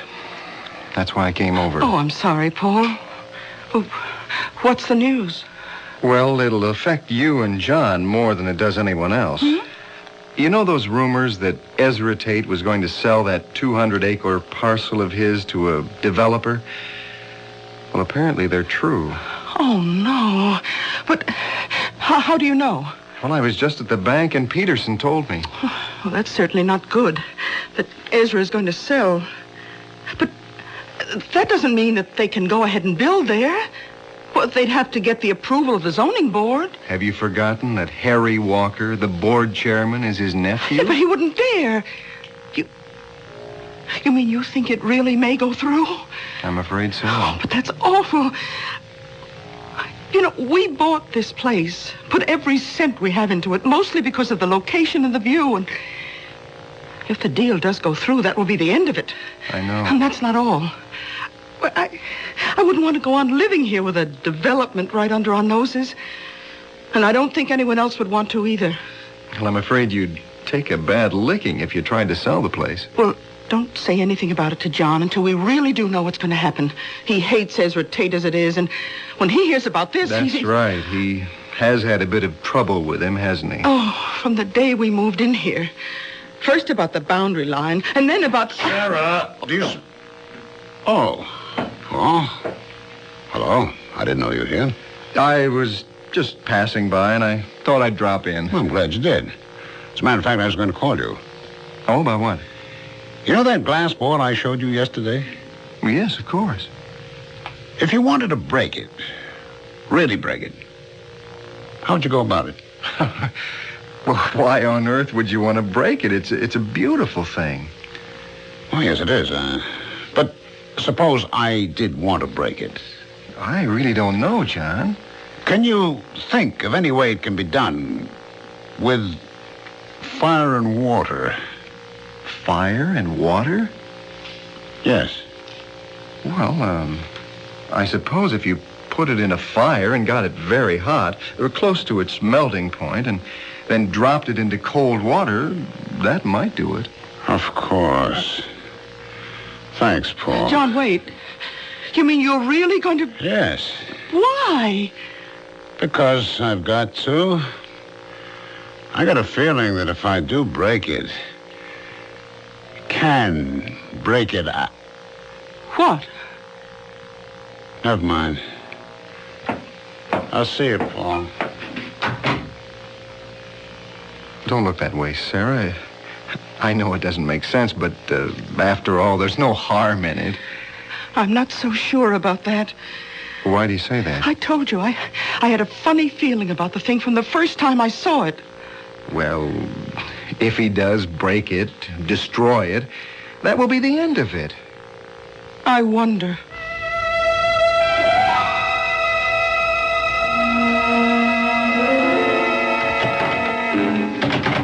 John? Yes. Why have you got the door locked? I didn't realize I had. Hi. Oh, may I come in? Of course. Oh, it's awfully hot in here. I know, it's the fire. Oh, yes. Then you're really going to do it? Yes. I've had the ball on the fire for about a half hour now. I was just about to take it out. Darling, I don't like this. I know you don't. What'd I do with the tongs? Over there. Oh, yes.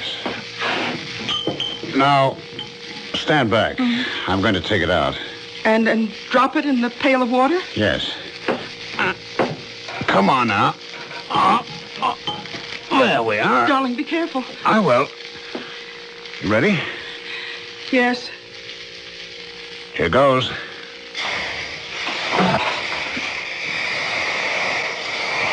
Wow. I really think I did it. What happened to the ball? Well, see for yourself. It practically exploded into 100 pieces. Oh, yes. Well, are you satisfied now? Yes. Now, wait a minute. Look at this. This is what was inside it. Its center. Another ball. A small black one. Yes, but it wasn't black before. Oh, the heat must have turned it black. Oh, what are you going to do with it? Keep it. Why? Just so. Now, stop looking so upset, Sarah. Things are going to be different now. What do you mean? Well, you'll see. Everything's going to be fine. Better than they've ever been before.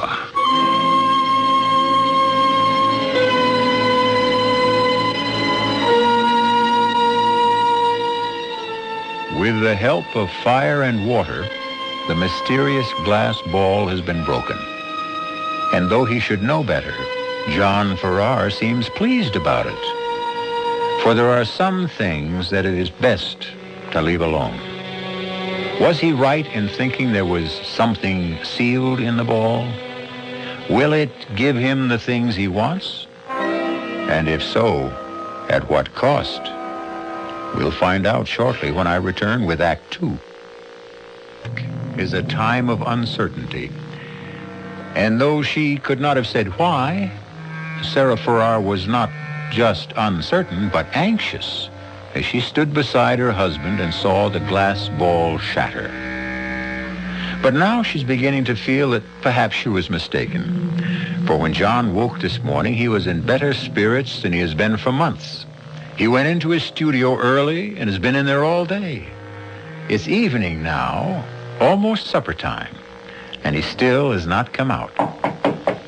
Yes? Darling, it's almost 6 o'clock, and I wondered you... It's what? Almost 6 o'clock. You're kidding. It can't be. But it is. Oh, good Lord. I had no idea. I kept thinking while I had it, I'd stay with it. Keep on going for just a little while longer. You mean you've been working? Have I ever? Oh, can I look?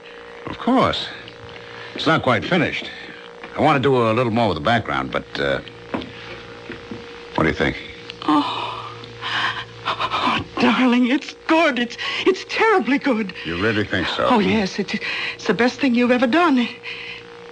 In some ways, like summer morning, but different, stronger. You're right. It is something like summer morning, and it is different, but, well, it would have to be, because I'm suddenly seeing everything differently. Feeling differently. It's as if I'd been handcuffed for months and I was suddenly free. Oh, darling, I'm so glad. Oh, 6 o'clock. No wonder I'm starving. But didn't you have any lunch? I went out around noon. No, I forgot about it. What's for supper? Oh, beef stew. Oh, good. And wine? Well, there's that bottle we were saving for a special occasion. I think this is it, don't you? Oh, I certainly do. Oh, darling, why don't you wash up and... Oh, I'll get it. Hello? Hello, Sarah. Oh, Paul, hello. Well, you sound pretty good. Oh, I feel that way. John finally broke through and he's working. Working beautifully. Oh, I'm glad to hear it. Oh, you don't sound so good. Is anything wrong? I'm afraid so. I just heard that the deal on Ezra Tate's land is definitely going through. The closing's tomorrow. Oh, no. And there's no way of stopping it? None that I know of. Oh, then I guess I'll have to tell John. Tell me what? Are you going to do it now? Yes. I'm sorry, Sarah. So am I, but it can't be helped. Goodbye, Paul. What was that all about? Oh, some rather bad news. Darling, you know that talk that Ezra Tate was going to sell the 200 acres across the road to a developer? Yes. Well, apparently it's true. What? It can't be. I'm afraid it is, John. The closing's tomorrow. But he can't do anything like that. It'd ruin the town. And not just the town. We couldn't go on living here with a couple of hundred ticky-tacky houses right across the road. I know. But I'm afraid nothing can be done about it. No? Well, we'll see about that. John, where are you going? To talk to him. No, John, wait! Don't! Wait!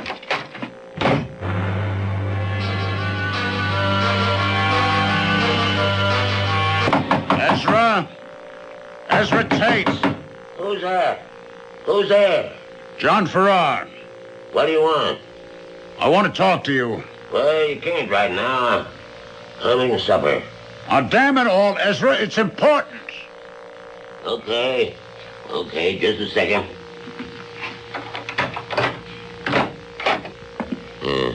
Now, what is all this? Is what I heard true? That you're selling the land across the road from us to a developer? It sure is. But you can't do that. Says who? It's my land. I can sell it to anyone I want. Haven't you any feeling at all for anyone else? Don't you realize what it'll do, not just to me, my place, but the whole town? It can't take another couple of hundred people. The deal's set, and that's that. But can't you see? Okay. Okay, how much are they offering you for it? Why do you want to know? Because I'll buy it from you. I'll give you a couple of thousand over their price. What? That's really funny. What's funny about it? Yeah, it just is. You haven't got a dime. You owe everyone in town money, and you want to buy... Never mind about that. I'll get it somewhere. Yeah? Where? From your friend Paul Chandler? What's it to you where I get it? I'd like to know, that's all. Just because he's got a thing about your wife, comes around with fruit and groceries for you, I imagine... You keep away from me, Farrar. You think I'd let you in here without precautions? This gun's loaded. Come any closer and I'll let you have a load of birdshot. For 2 cents? 2 cents is just about what you can afford. Now, you get out of here. Okay. But this isn't the end of it, Ezra.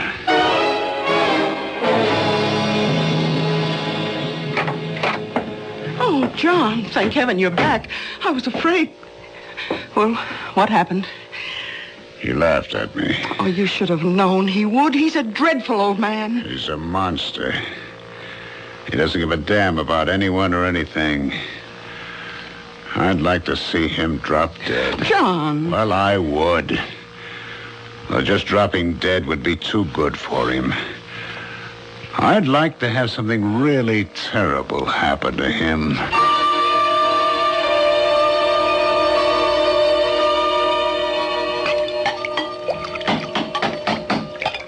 Just a second. Good morning. Mrs. Farrar? Yes? My name's Osborne. Sergeant Osborne, State Police. Oh, how do you do? Is your husband around? Yes, he's in his studio. Could I talk to him for a few minutes? Well, he's working, but I think so. Come in. Thank you.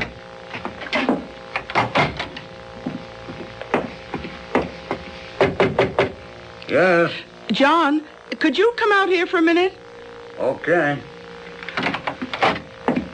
What's up? Oh, darling, this is Sergeant Osborne of the State Police. Oh. Good morning, Sergeant. Good morning, Mr. Farrar. I'm sorry to disturb you, but I wondered if you could help us. With what, Sergeant? Were you home last night? Yes, we were. We're here most nights. What time did you get to bed? Fairly early. About 10. Yes, that's right. And did you get up for any reason, or did you sleep right through the night? Well, we slept straight through. At least I did. Why? I was hoping that maybe you'd gotten up. That you could tell me if you heard or saw anything unusual. A car going up the road to Ezra Tate's place, for instance. Well, I didn't. Did you, Sarah? No. We'd had a big day, and I slept like a log. You know Tate, don't you? Yeah, we sure do. I take it you don't like him very much. Well, that's the understatement of the year. We've had nothing but trouble with him since we moved up here. Sergeant, what's this all about? Has there been any trouble at his place? I guess you could call it trouble. He was killed last night. He was what? Killed. Murdered. His nephew went over there early this morning and found him.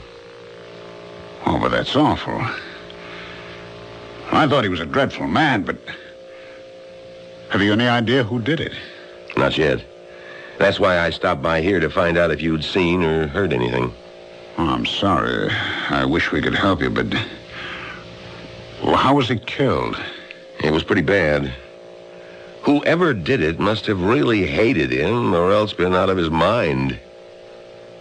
Because it was done with an axe.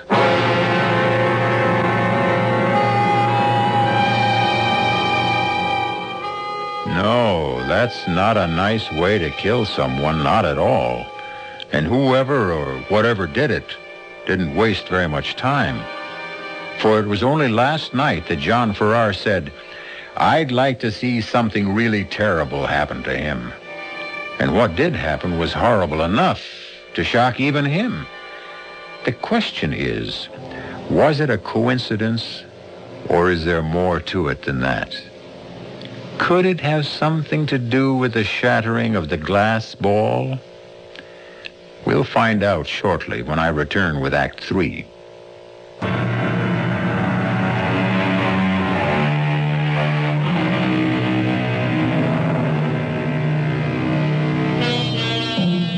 There is a finality to death.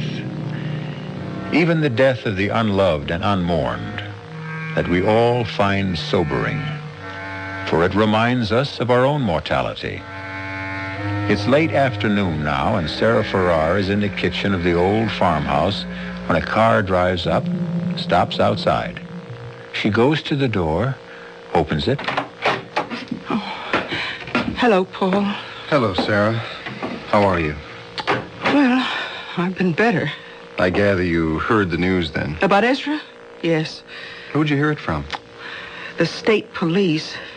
One of them stopped by this morning. He wanted to know whether John or I had heard or seen anything last night. And had you? No. Oh, we were both pretty tired. John had been working like a maniac all day, and we slept right through. I see. How's John? Well, of course he's upset. It's a scary thing when something like that happens so close by, and you don't know who did it or why. But he'll get over it. I hope so. I've been worried about him. Why? Well, he certainly wasn't in very good shape the other day. That whole involvement of his with that glass ball. Oh, that. I was pretty worried about that myself, but, well, once he broke it and snapped his painting block, it started working. Well, he really feels there was some connection there. Apparently. Well, as long as he's working.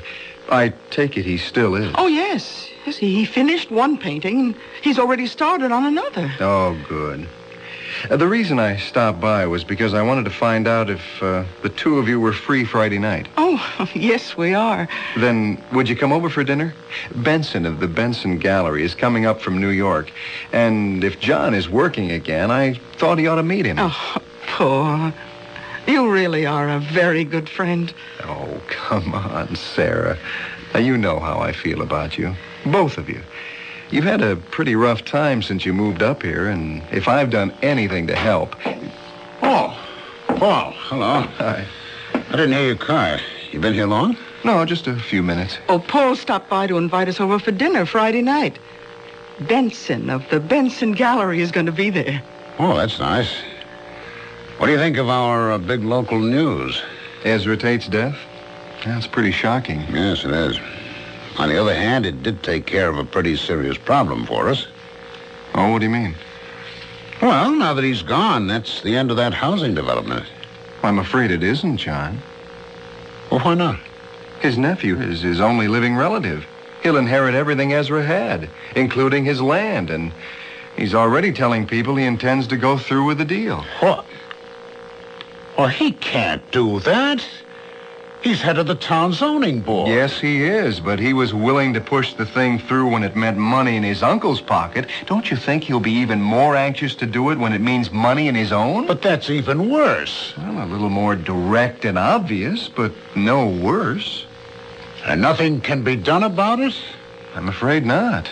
The zoning board is his baby. Does just what he says. Well, it would serve him right if the same thing happened to him that happened to Ezra. John, that's a terrible thing to say. Is it? I don't like violence any more than you do, Sarah, but when a man is willing to destroy a whole community out of sheer greed, I say the world's better off without him.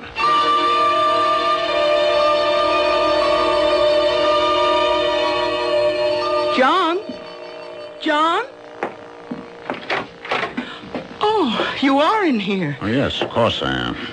Why? Well, I couldn't imagine what had happened to you. You said you were going into work for just a half hour or That's so. right. What time is it? It's almost 11. It's not. Yes, it is. I must have fallen asleep again. I worked for a while and started feeling tired and sat down here. Well, you've really been at it these last few days. I guess I have. John, why are you keeping this thing here? What thing? This black thing that was in the center of the glass ball. I told you I was going to keep it. But why? Because I like it. I like looking at it. What? Was that what you were doing before you fell asleep? Yes. Oh, I wish you wouldn't. I wish you'd get rid of it. Oh, don't be silly, Sarah. The day I found the ball, or rather the day I broke it open, was one of the most important days of my life. Hasn't everything been different since then? Well, if you mean you've been working, and working well, yes, but I... But what? Oh, never mind. Are you coming up to bed now? I guess so. Just let me clean my brushes and put them away. Oh, who on earth is that? I have no idea. I'll get it.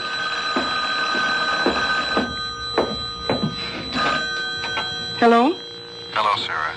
Did I wake you? No, Paul. I was upstairs reading. I just came down to see what was keeping John. Is he there with you? Oh, he's in the studio. Why? Well, I wasn't sure whether I should call or not, but I finally decided I would. Sarah, I've got some more news that's just as shocking as the last. Harry Walker was killed tonight. What? Where?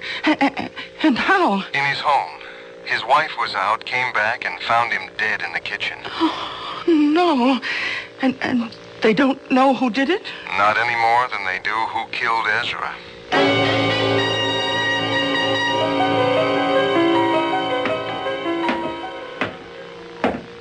Hi. Oh, good morning, darling. I couldn't decide whether to wake you or let you sleep. Oh, I haven't been asleep for some time. I'm just lying there thinking. I know, but I thought you might doze off. You didn't sleep much last night. No, Well, how about some breakfast? I don't want any. John, you should eat something. I can't. I feel awful. Because of what you said when Paul was here about how Harry Walker deserved to die too? Partly. Well, you shouldn't. All right, it was a horrible thing to say, but you were angry, upset. Yes, I was, but don't you realize that the same thing happened before with Ezra? I said I hoped something terrible would happen to him, and it did. Yes, it did, but we often say things we don't really mean. But I did mean it. I meant it both times. That's what makes it so frightening. Why frightening? Look, you don't think that just saying it had anything to do with their deaths, do you? Yes, I do. John! Well, I do. Do you remember what I told you about the glass ball? That there was something in it? Yes. What if there was? And what if, when I released it, it began doing things for me in return? Oh, John, that's ridiculous. It was just a glass ball. Was it? I told you that I had to break it, that it was very important. And it was right after I did that I started working again. Yeah, but that could have happened anyway. Maybe. But then twice after that, when I said I hoped something would happen to someone, it did. That was just a coincidence. When the same thing happens twice in the same way, it's not a coincidence. But that's not the worst of it. What if the same thing happens still again? Oh, John, that's insane. Things don't happen just because we want them to. There's no connection between what happened to either Ezra or Harry Walker. And even if there were, how could the same thing happen again? You don't feel the same way about anyone else. Don't I? Who? You've no idea? No. We don't know that many people up here. And you don't mean Paul? Yes. Good old Paul, who's always doing things for us. Only it hasn't been for us. It's been for you. He's in love with you, isn't he? Oh, John, this is terrible. I've been concerned about you, worried about you for some time, but I never realized you really are sick. Are you saying it's not true? Of course it's not true. He's just a friend, a good friend. I wish I could believe you. Meaning you don't? I don't know. I'll have to think about it. But there's nothing to think about. I tell you, John, where are you going? Out. John, wait a minute. You can't. John!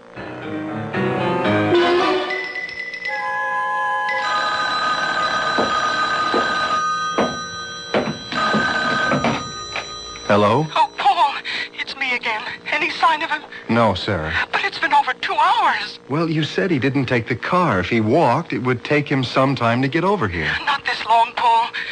I'm scared. I told you what he said. I know, but I don't think there's anything to be concerned about. The longer he has to think about, the more chance there is that he'll realize it's ridiculous. But suppose it's just the opposite. Suppose Now, don't do that, Sarah. I'm not worried. I hope he does come here. I told you there's something I want to tell him. What? I don't want to go into it now, but I think it may make a difference. Help him. All right, but if he does come to your place, will you call me? Let me know. Of course, Sarah. Thank you, Paul.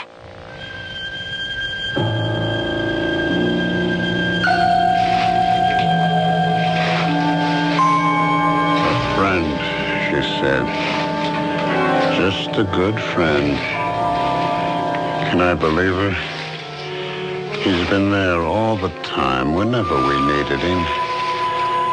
No, not just when we needed him. Whenever he could do anything to help. Why? There's only one way to find out.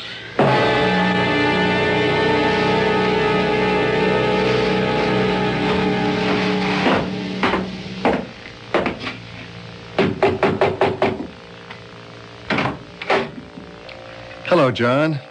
I've been expecting you. Have you? Yes, Sarah called. Twice, as a matter of fact, and said you might be coming over here. Come on in. Thanks.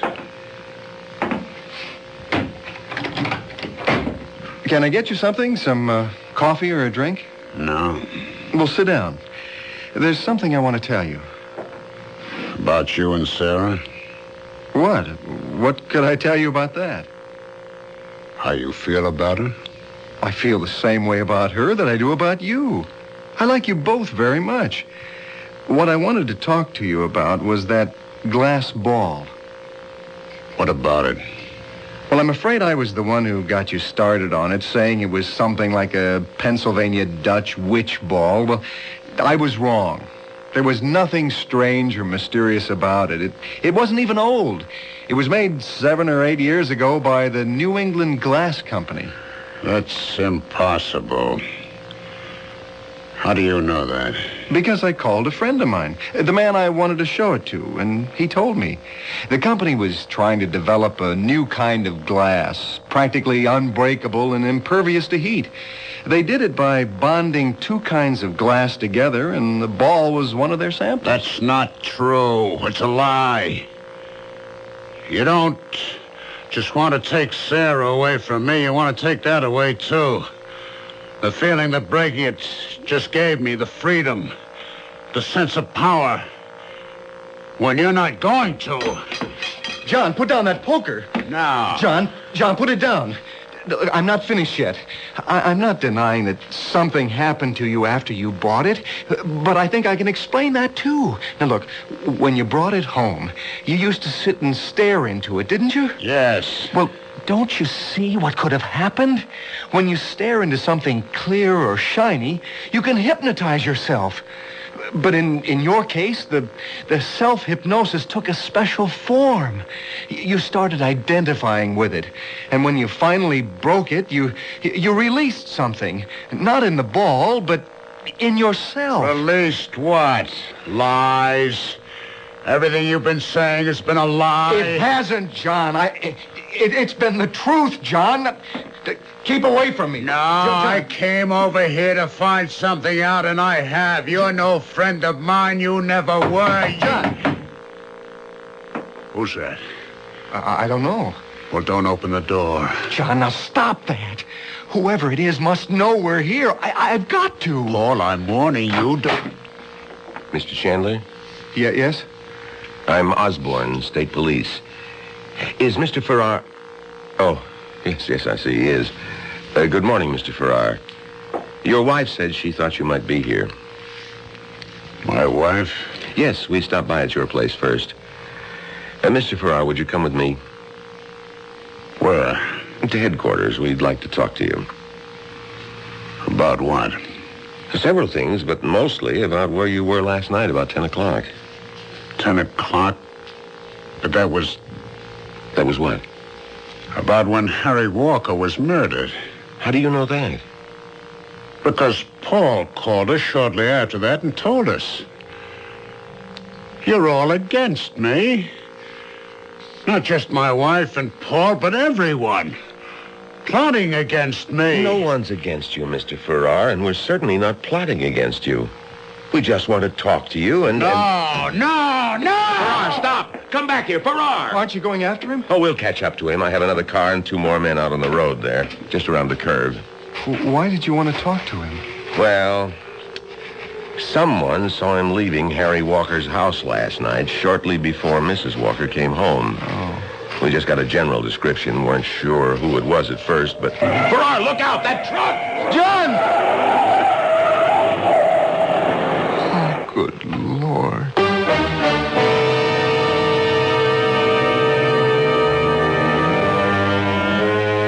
Seek, and you shall find. John Farrar came to his friend's house seeking what? The truth, he tried to tell himself. But the truth was exactly what he did not want to hear. Not when it stripped away his illusions and did not confirm his jealous imaginings.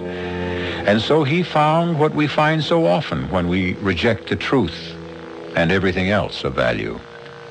Death. I'll be back shortly.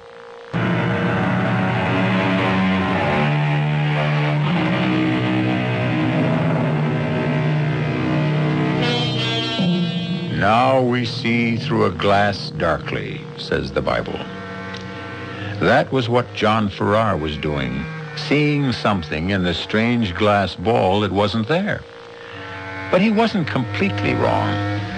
At least it wasn't all imaginary. For as his friend Paul said, there was a thing inside. Not inside the glass ball, but inside John himself, that never should have been tampered with. Our cast included Ralph Bell, Bryna Rayburn, Bob Caliban, and Leon Janney. The entire production was under the direction of Hyman Brown. And now, Mystery Theater, brought to you in part by True Value Hardware, your store of first choice.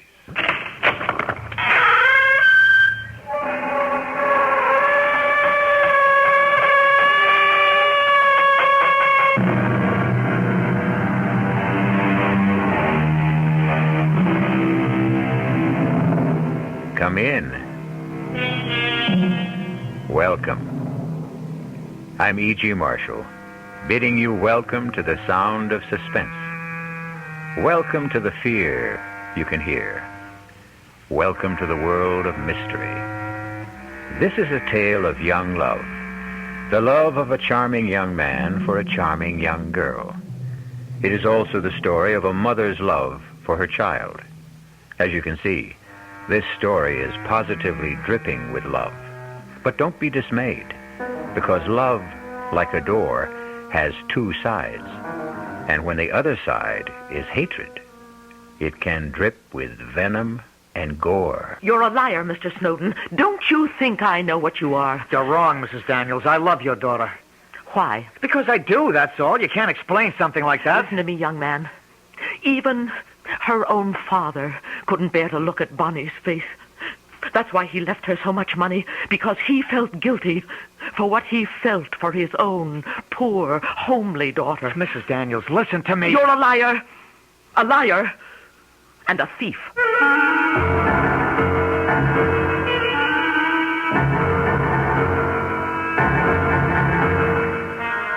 Our mystery drama, The Locked Room, was written especially for the Mystery Theater by Henry Slessor and stars Jack Grimes and Corinne Orr. I'll be back shortly with Act One.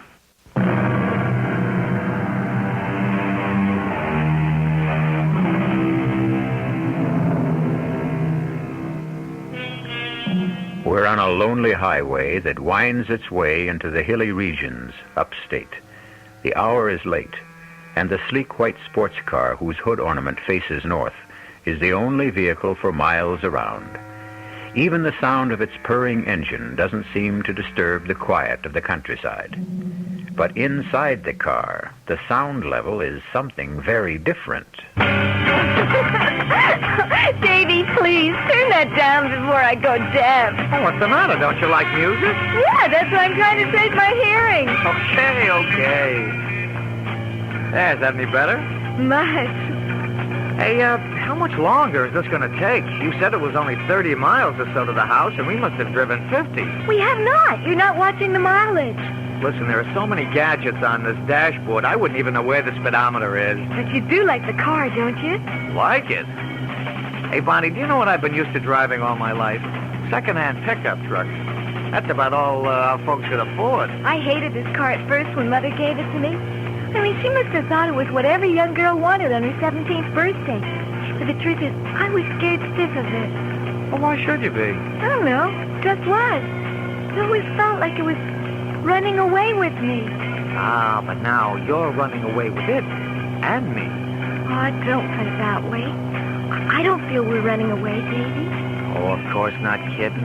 It was just a figure of speech. Davy, look! We're almost there. Oh, there's the old red barn I told you about. Hey, great. Do I make a right here? Yeah, a sharp right. And then straight up the hill until you come to the sign. If it's still there. When was the last time you were here, anyway? About 10 years? You're no kidding. Yeah, that's right. I was only 8 when we left. Oh. Davy, there it is. You can see the chimneys. Oh, wow. How many chimneys does the house have? It seems like hundreds. There was a fireplace in every room except the bathroom. Wait till you see it, Davy. Oh, just wait.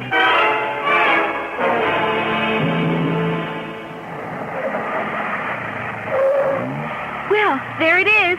What do you think? Now, that's what I call a real funky old house. How big is that place? It has 4 floors and I guess about 30 or 40 rooms. I never counted them. All those rooms and nobody living in them? I know. It does seem like a terrible waste, doesn't it? Oh, Bonnie, you're speaking to one-room Davy Snowden, remember? The only place I lived in my whole life with more than one room was the farmhouse. Yeah, well, that had 3. Oh, I wish you wouldn't keep talking about that. I mean, you know, how poor you were. Okay, kitten. Rich little girls get to feeling guilty when they hear stuff like that. Look, let's not sit out in the car all night, huh? Let's go look at that old haunted house. It is not a haunted house. You sure you got the key now? Yeah, right here in my purse. And the lights are working? I told you, we rent the place every summer. We have to keep the electricity turned on. Well, let's go then.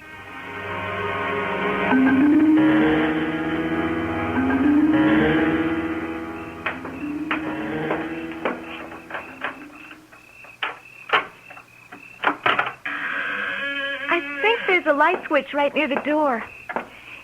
Yeah, here it is. There. Look at the size of this place. I know, it's a terrible old barn of a place. That's what my father called it. When he died, well, Mother just thought it was foolish, the two of us living here all by ourselves. Looks kind of run down. I'm afraid it is. But the foundation is still solid. Well, there's plenty of furniture. Hey, come on, show me the rest of the house, huh? What would you like to see first? Well, upstairs. That's where the bedrooms are, right? Yes. Well, that's the first thing we have to do. Decide which bedroom we want. Oh, Davy. Do you love me, Bonnie? Oh, you know I do. Say it. I love you. Say, I love you, Davy. I love you, Davy. Well, in that case, let's pick out the bedroom. How many choices do we have? At least 10. Oh, might take us all night. Come on.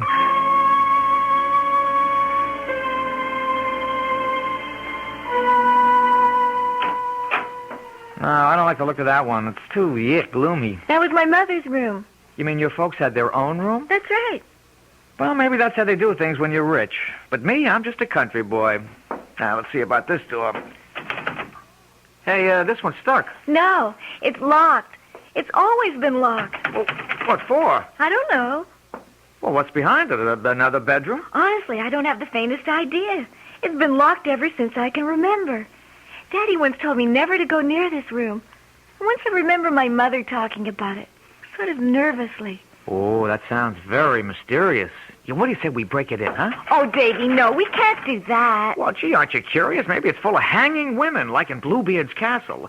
Or maybe that's where the family jewels are hidden. Oh, let's leave it alone, Davy. I was always scared of that door. Yeah, but what's it locked for? Seems to me when a door is locked, that means there's something pretty interesting behind it. Stands to reason, right? Well, I'm sure it's just some old storeroom or something. Bonnie, listen, there could be something valuable in there, something worth money. And since the house is yours, I mean, this is your house, isn't it? Your father left it to you, didn't he? Yes. Well, if there's anything valuable in there, it belongs to you. Oh, Davy, all those promises not to talk about money. I'm not talking about your mother's money. I'm talking about what's yours, rightfully yours. But the house isn't really mine. Not yet. Not until I'm 21, and that's almost 4 years from now. Now, don't be technical. Oh, Davy. Okay, if that's how you feel about it. We got plenty of time, anyway. Davy, remember what you said about the fire? It's getting late, Bonnie. Don't you think we should be in bed? Couldn't we have a fire first, please? Sure. Anything you say. We want this night to be perfect, don't we?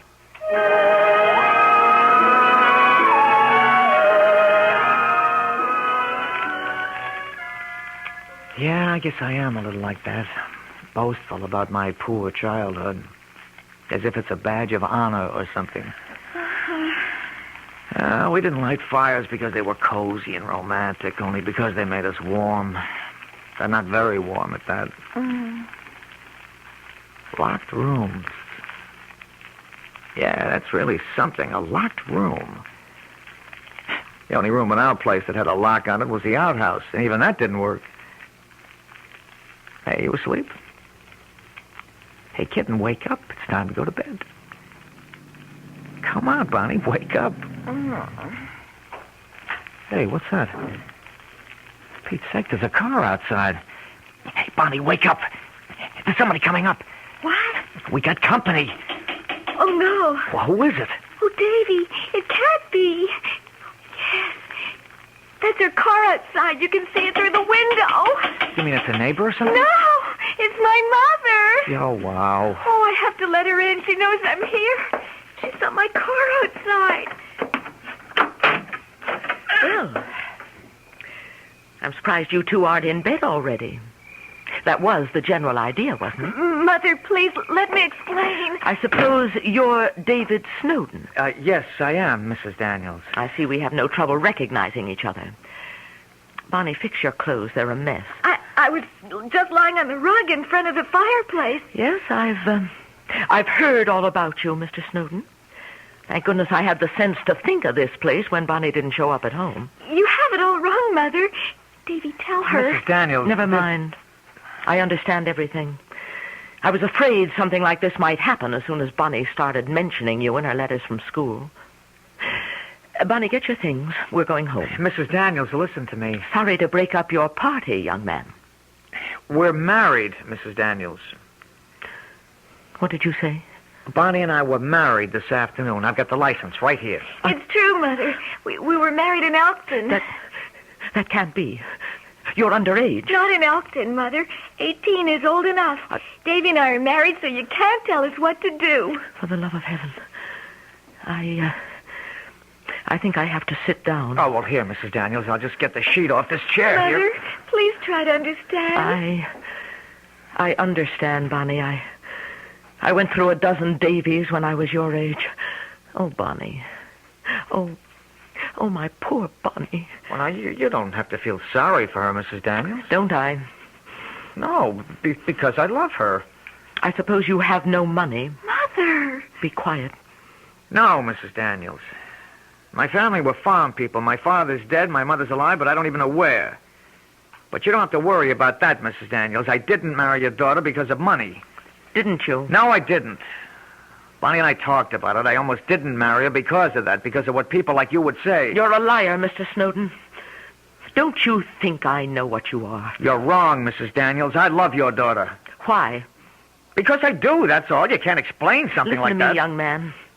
Even her own father couldn't bear to look at Bonnie's face. That's why he left her so much money, because he felt guilty at what he felt for his own poor, homely daughter. Oh, Mother, don't, please. Mrs. Daniels, listen to me. You're a liar. A liar. And a thief. Stop it. Stop it. You've got a smooth tongue, Mr. Snowden. A handsome face and a smooth tongue. And I'm sure you've convinced my daughter that you're utterly sincere. That it's only her heart you want to steal, not her fortune. I love Bonnie. That's all there is to it. We're married, and there's nothing you can do about it. You're quite wrong. There's everything in the world I can do about it. I intend to have this marriage annulled immediately. You can't do that. You have no idea how much money can do, young man. Bonnie, I'm going home now, and I want you to come with me. No, I Don't won't. Don't make it any worse than it is now. I won't go with you. You see how it is, Mrs. Daniels? Yes. I see how it is. Very well, Bonnie. But you'll regret this. Mark my words. Mother, I can't live without Davy. If you make us separate, I'll never forgive you. You will, darling. Strangely enough. I'll kill myself. Do you hear, Mother? I'll kill myself if you do this. Now, don't talk nonsense. You think your heart will break. But it won't. A heart doesn't break. It withers. That's what I don't want you to find out.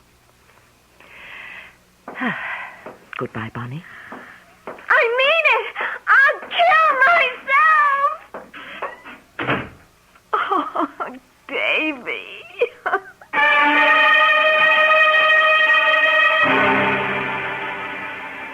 As Shakespeare informed us, the course of true love never did go smooth. And perhaps the same applies to the course of untrue love. But let's not judge the sincerity of young Davy Snowden just yet. Let's wait and see what happens next to the newlyweds when we return shortly with Act 2.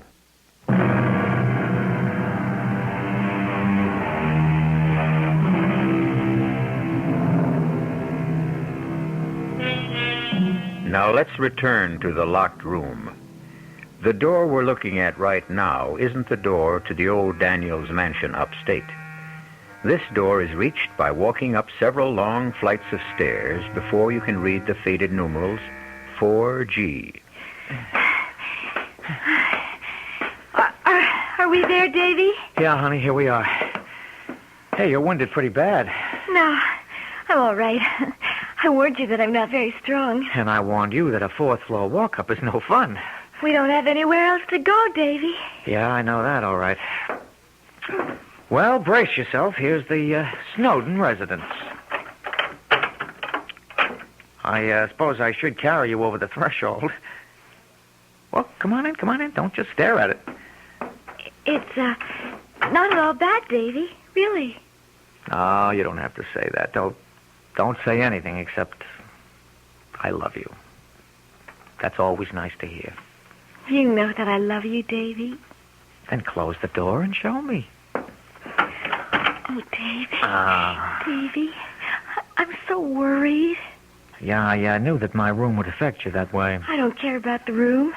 Anywhere is all right if I'm with you. We'll get along.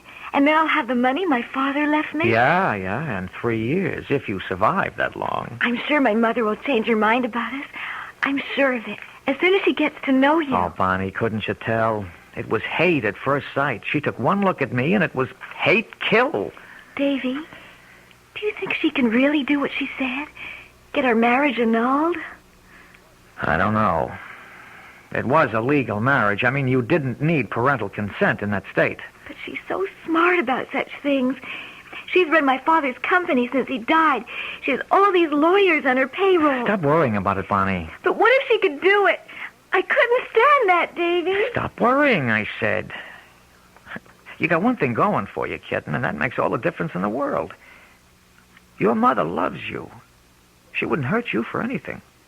Davy, tell me the truth. Do you think I'm homely? I think you're beautiful. Oh, I know that isn't true, but I'm not really repulsive, am I? Are you kidding? Come here. Oh, Davy. It's true about my father. I know that. He was so disappointed that I wasn't pretty. He must have needed glasses. Who's that? Nobody even knows I'm here. Hello? Is this Mr. David Snowden? Yeah, that's right. Who's this? My name is Hedinger, Mr. Snowden. I'm an attorney, Hedinger and Dawes. We're on Vanderbilt Street. Yeah, so? One of my clients is Mrs. Harriet Daniels. I'm sure the name is familiar to you. Yes, I've heard of her. I was wondering if we couldn't get together to discuss a certain matter regarding her daughter, Bonnie. You mean my wife, Bonnie? Who is it, Davy? Yes, that's right.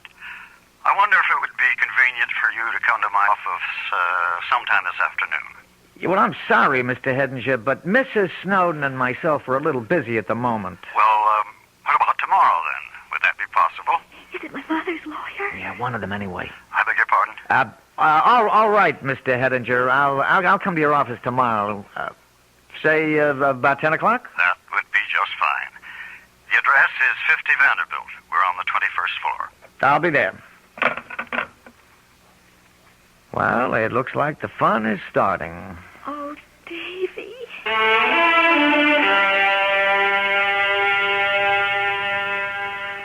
Please sit down, Mr. Snowden. I think you know the situation as well as I do, and you've probably anticipated my first question. Well, I'm not sure I have, unless it's, why don't I just go away and stop bothering her daughter? It's something like that. But it would be hardly sensible to expect you to do such a thing without incentive.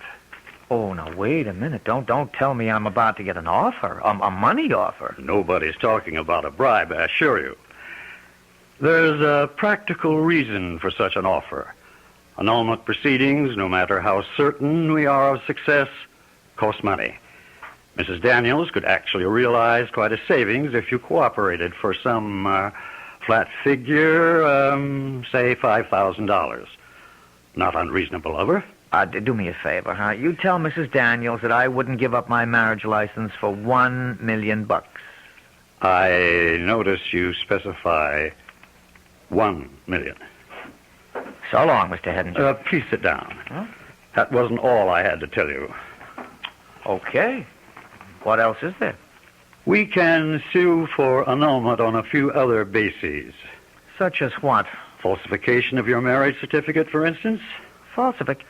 What the heck are you talking about? Your age, for instance. You're not 24, Mr. Snowden. You happen to be 30. Well, what's so important about that, for Pete's sake? You gave your age as 24. Well, so what? Everybody knocks a few years off their age at some time or other. It's just business. Let's see. Your business is freight forwarding, isn't it? You work in a three-man company at a salary of $145 a week. Surely you didn't think it was necessary to dye your hair or anything like that for the sake of executive advancement. Look, Mr. Hedinger, first of all, I'm 29, not 30. I'm a few days premature, I suppose. You'll be 30 next week, won't you? Happy birthday, in case I don't see you. I just didn't want Bonnie to think I was too old for her. Don't make everything so difficult, Mr. Snowden, because you know how it's going to end. Mrs. Daniels is the most determined woman you've ever met in your life. She scares the pants off me, I can tell you. Oh, well, that's your problem. If she has to spend $1 million to get Bonnie out of your clutches, she'll do it. I'll guarantee you $10,000 if you'll sign an agreement. I'm sorry, Mr. Hedinger. No can do. You're a stupid boy. Do you know that? Sorry, I take that back. A stupid man. So long, Mr. Hedinger. Give my best to Bonnie's mother. And tell her we're both very happy.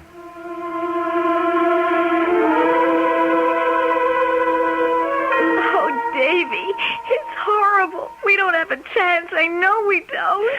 Well, it doesn't look good, that's for sure. You should have told me the truth. You should have told me you were really 27. What? I don't know. I just didn't want you to think that I was still an undergraduate at that age. Oh, there's got to be some way out, Davy. There has to be. If you could just talk to her. She won't give me the chance. She's made up her mind that all I want is your lousy money. Well, what if there wasn't any money? What if I signed away the rights to the money my father left me? That would make her believe us, wouldn't it? Well, that's pretty drastic, kitten. I mean, that money is yours. When you come of age, you're entitled to it. I don't care about money, Davy. Well, you don't now, maybe, but later. I couldn't have you making that kind of sacrifice for me. Bonnie, you'd probably hate me for it later. Oh, I could never hate you. I love you so much. I think I'll love you after I'm dead. Davy? Davy, what are you thinking? Nothing. Davy, you don't care about the money, do you? Please talk to me. Bonnie, I have an idea. I have a very crazy, very good idea. About what? Well, I wouldn't blame you for not going through with it. I'd understand. But what is it? You remember what you said, what you told what you told your mother up at the house about your killing yourself? Yeah, I remember. Well, she didn't believe you, of course. What if your mother really thought you were serious about killing yourself? Wouldn't that make her change her mind in a hurry? Well, yeah, I suppose it would, but we could never fool her about such a thing. No. If we were smart, we could. No, she's smarter than both of us put together. I know her, Davy. There's just no fooling her. Wait a minute. Wait. Don't throw it away so fast. Let's talk about it. Let's think for a minute. But it just wouldn't work. Yeah, but if you really did try, Bonnie, only you didn't try too hard, only enough to make it look good. How can I do that? There's a couple of ways. Gas, for instance. We could fix up a phony gas suicide. Bonnie, don't look like that. I'm sorry. All right, forget it. Forget I ever said it. No, go on. It could be something like, sleeping pills. You've got sleeping pills, haven't you? Yeah, I have. What, you wouldn't have to take more than 2? Maybe 3. Now, that won't hurt at all, and we'd make her think you took the whole bottle. Now, don't you see how easy that'd be? Yes, I suppose so. Oh, Davy, hold me, please. Oh, kitten, you could write your mother a letter. You could tell her what you were planning to do, but that I don't know about it, see? You could say you were going to swallow the whole bottle of pills. But you'll actually take just a few. Then when your mother shows up here... I'm so scared, Davy. I promise you nothing will happen except that your mother will know that you meant it, Bonnie. About loving me so much. Now, you do love me, don't you? Yes, Davy. I do.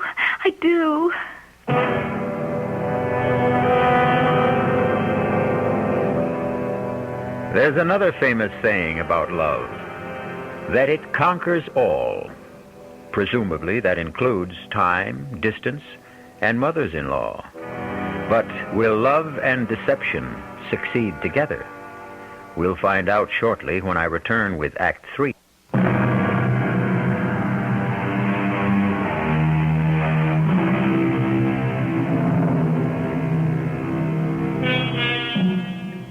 Things seem very normal in apartment 4G, the one-room residence of the newlyweds, Bonnie and David Snowden. Music is playing on their transistor radio, a frozen dinner is thawing slowly, and Bonnie and David are hunched over the kitchen table, composing a letter. The only thing that makes this domestic scene a bit bizarre is that they are collaborating on a suicide note. Dear Mother, I warned you what I would do if you tried to get our marriage annulled. Tonight, I'm going to take a whole bottle. Davy, do we have to have that music? Okay. I didn't know it was bothering you. I'm nervous enough as it is. Okay, I said. Dear Mother, I warned you what I would do if you tried to get our marriage annulled.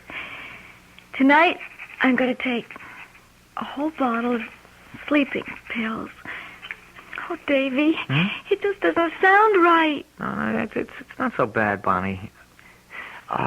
Look, maybe you better put in something about me not knowing about it. I think that's important, that your mother realizes that I had no idea you were going to try to take your life. Well, maybe you better write it, Davy. I'm just no good at this sort of thing. Yeah, I guess you don't have much experience writing suicide notes. Well, I just can't help feeling it's wrong. Wrong? What? How? Well, you know. No, I don't. The only thing that could be wrong about it is if it didn't work, but... Okay, if you've got cold feet, okay, we'll let your mother go through with it. We'll let that lawyer Hedinger get our marriage annulled. Is that what you want? Well, you know it isn't. Then have you got a better idea than this? Have you? No. Then tell me what you want to do, Bonnie. You name it. Well, just tell me what to write in the letter. Well, the first line is okay. Only after that, I think you should say, Davy doesn't know I'm doing this. I didn't want anyone to know so that nobody would stop me. Wait a minute, not so fast. Well, you don't have to put it down exactly the way I said it. Make it sound like yourself, you know. Yeah, I'll try. And, what else? Say something about, I'm doing this because I love Davy, because I can't live without him. Yes. Well, that'll make her understand. You see, she'll realize that you might try to kill yourself again if she broke us up. And if she loves you, she won't want that to happen, Bonnie. You see? Yes. Hey, come on. You're getting tears all over the letter. Oh, Davy. Go on, Bonnie. Now, sign it. That's right. That's just perfect. Now, you got the envelope? Here. Okay, if I get it into the mail now, she'll have it tomorrow morning. Now, she's sure to phone here as soon as she receives it. Davy, she might even call the police. Oh, it doesn't matter who she calls. Police, a doctor, it'll be okay. I mean, you'll really be asleep, Bonnie. You'll take just enough pills to put you into a nice, deep sleep. Understand? Yes, I understand. Now, I'll be right back, sweetheart. I'll just run downstairs and mail this, huh? All right, Davy, but hurry back. I don't want to be alone.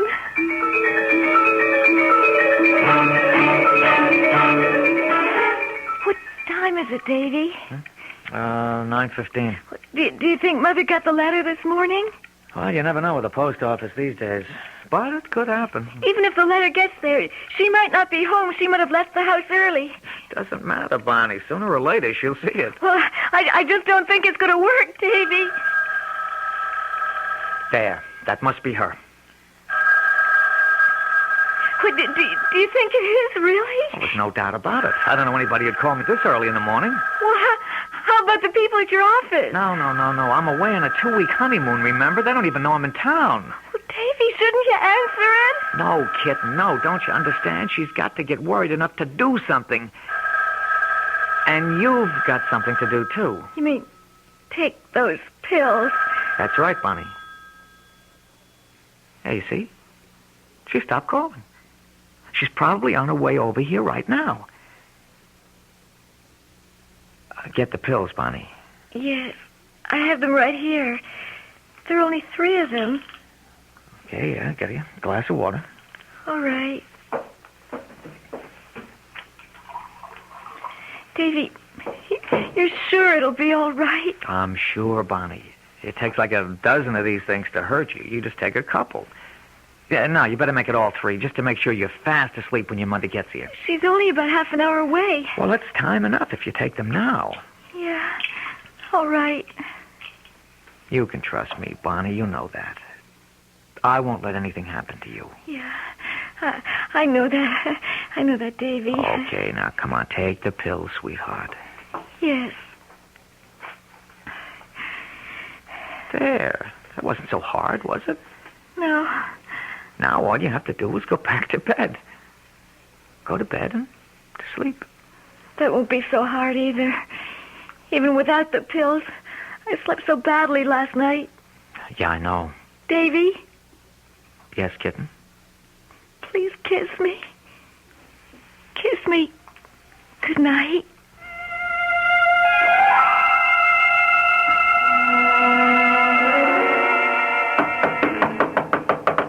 1 second. Oh, Mrs. Daniels. Where is she? Where's Bonnie? Well, now, to take it easy. She's sleeping. Is she all right? Well, what are you talking about? Of course she's all right. She's just asleep. She likes to sleep a little late in the morning, that's all. Bonnie? Bonnie? Hey, now, what do you think you're doing, Mrs. Daniels? Let her sleep, would you? She's had a bad night. Look. Look at her color. Look at her.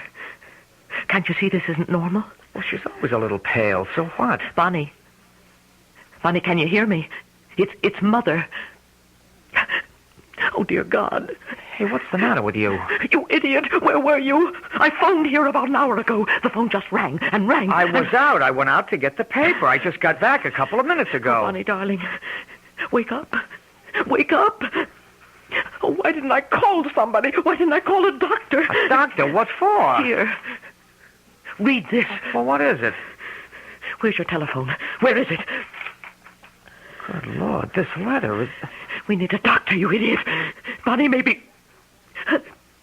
Oh, no. Mrs. Daniels. She's dead. She's dead.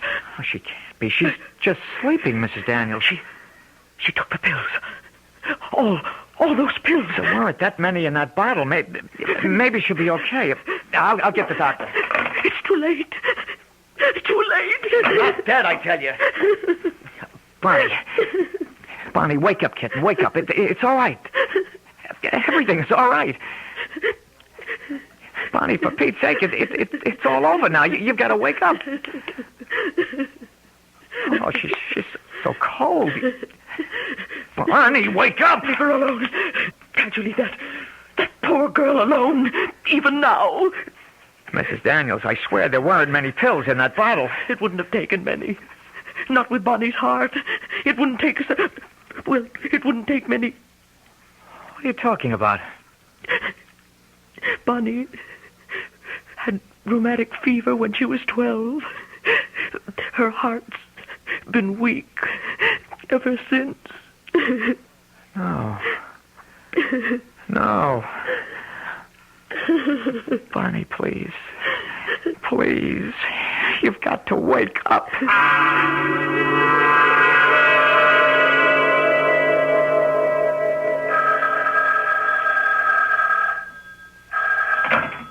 Hello. Mr. Snowden? Yes. Walter Hedinger. You, remember me, I trust. Yes, I remember you. Sorry to disturb you. I realize that you're still in, mourning, of course. What do you want? I was wondering if you might be able to attend a meeting at our offices at 10:30 tomorrow. A meeting? What for? It concerns your wife's estate. Now, what are you talking about? I've got nothing to do with my wife's estate, and you know it. Bonnie wasn't dead 2 weeks, and I got a letter from you telling me so. Well, there is still something that Mrs. Daniels wishes to discuss with you. Something beyond the, shall I say, legality of the situation. Look, if Mrs. Daniels thinks she can make some kind of trouble for me... No. It's nothing of the kind. Don't try to kid me. She still blames me for Bonnie's death. She'd do anything she could to hurt me. I assure you, Mr. Snowden, it's to your advantage to attend the meeting tomorrow. My advantage? That's correct. Because I can promise you one thing. Mrs. Daniels wants to do the right thing.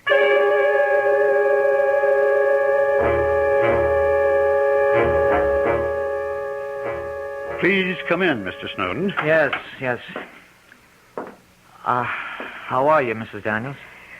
I'm as well as I can be, thank you. Yes, of course. Don't look stricken, young man. Nobody's going to hurt you. Have a chair. Thank you. Well, let's get started, shall we?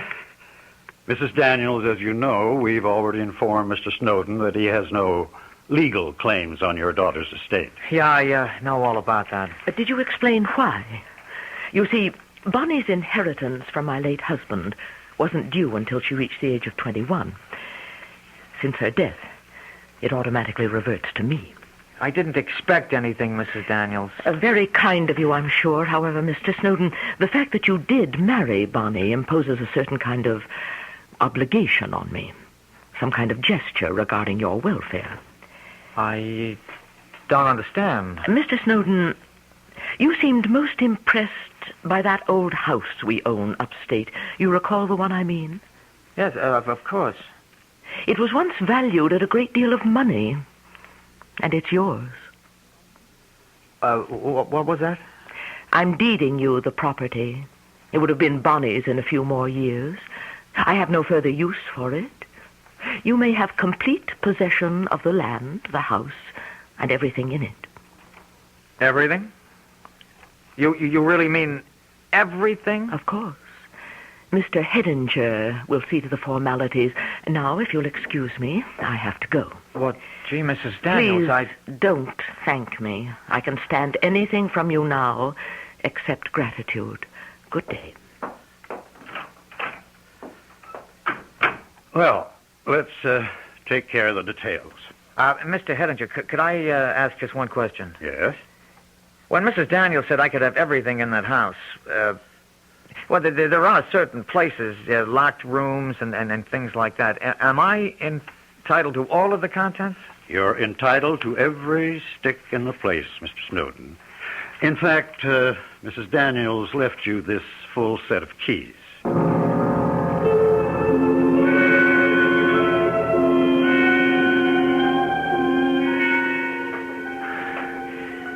Oh, look at it. Look at it. It's all mine. The whole house. Mine. God knows how much it's worth. Hey, sure, it's run down, but the furniture alone. Where's that light switch? Yeah, here it is. Yeah, what did Bonnie call it? A terrible old barn. Yeah, but it's all mine, sweetheart. It's Davy's barn now.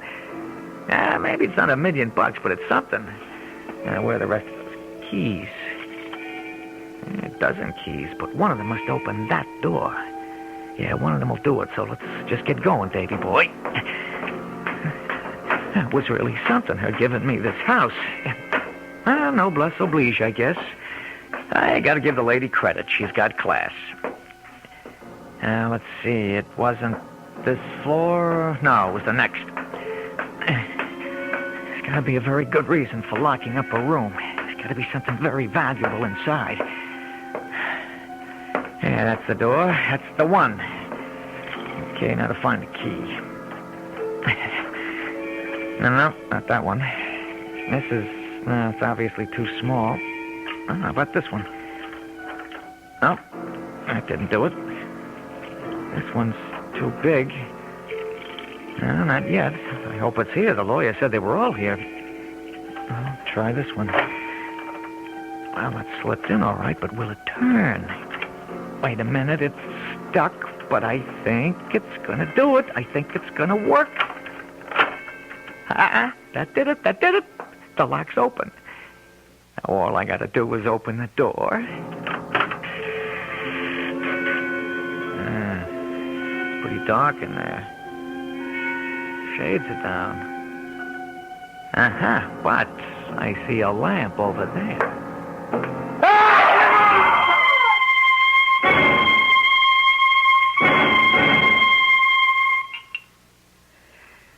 Some more sherry, Walter? No, thank you, Mrs. Daniels. Oh, stop looking so grim, Walter.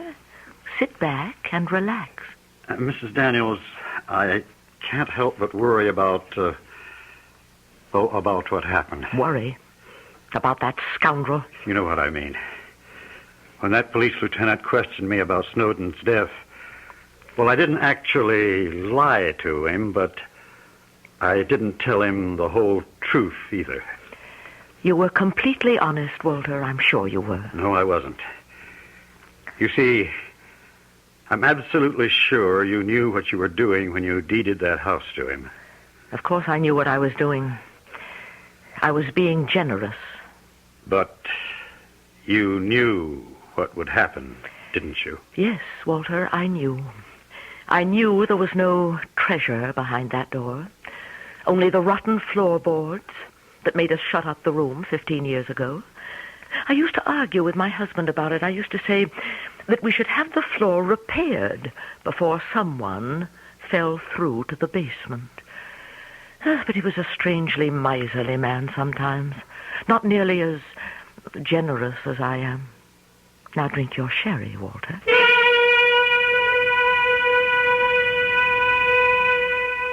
Well, what can you say about an 18-year-old girl who dies? Or her 30-year-old lover, for that matter? Regretfully, this love story has ended with both the lovers gone, which ought to make it twice as popular as the movie. I'll be back shortly.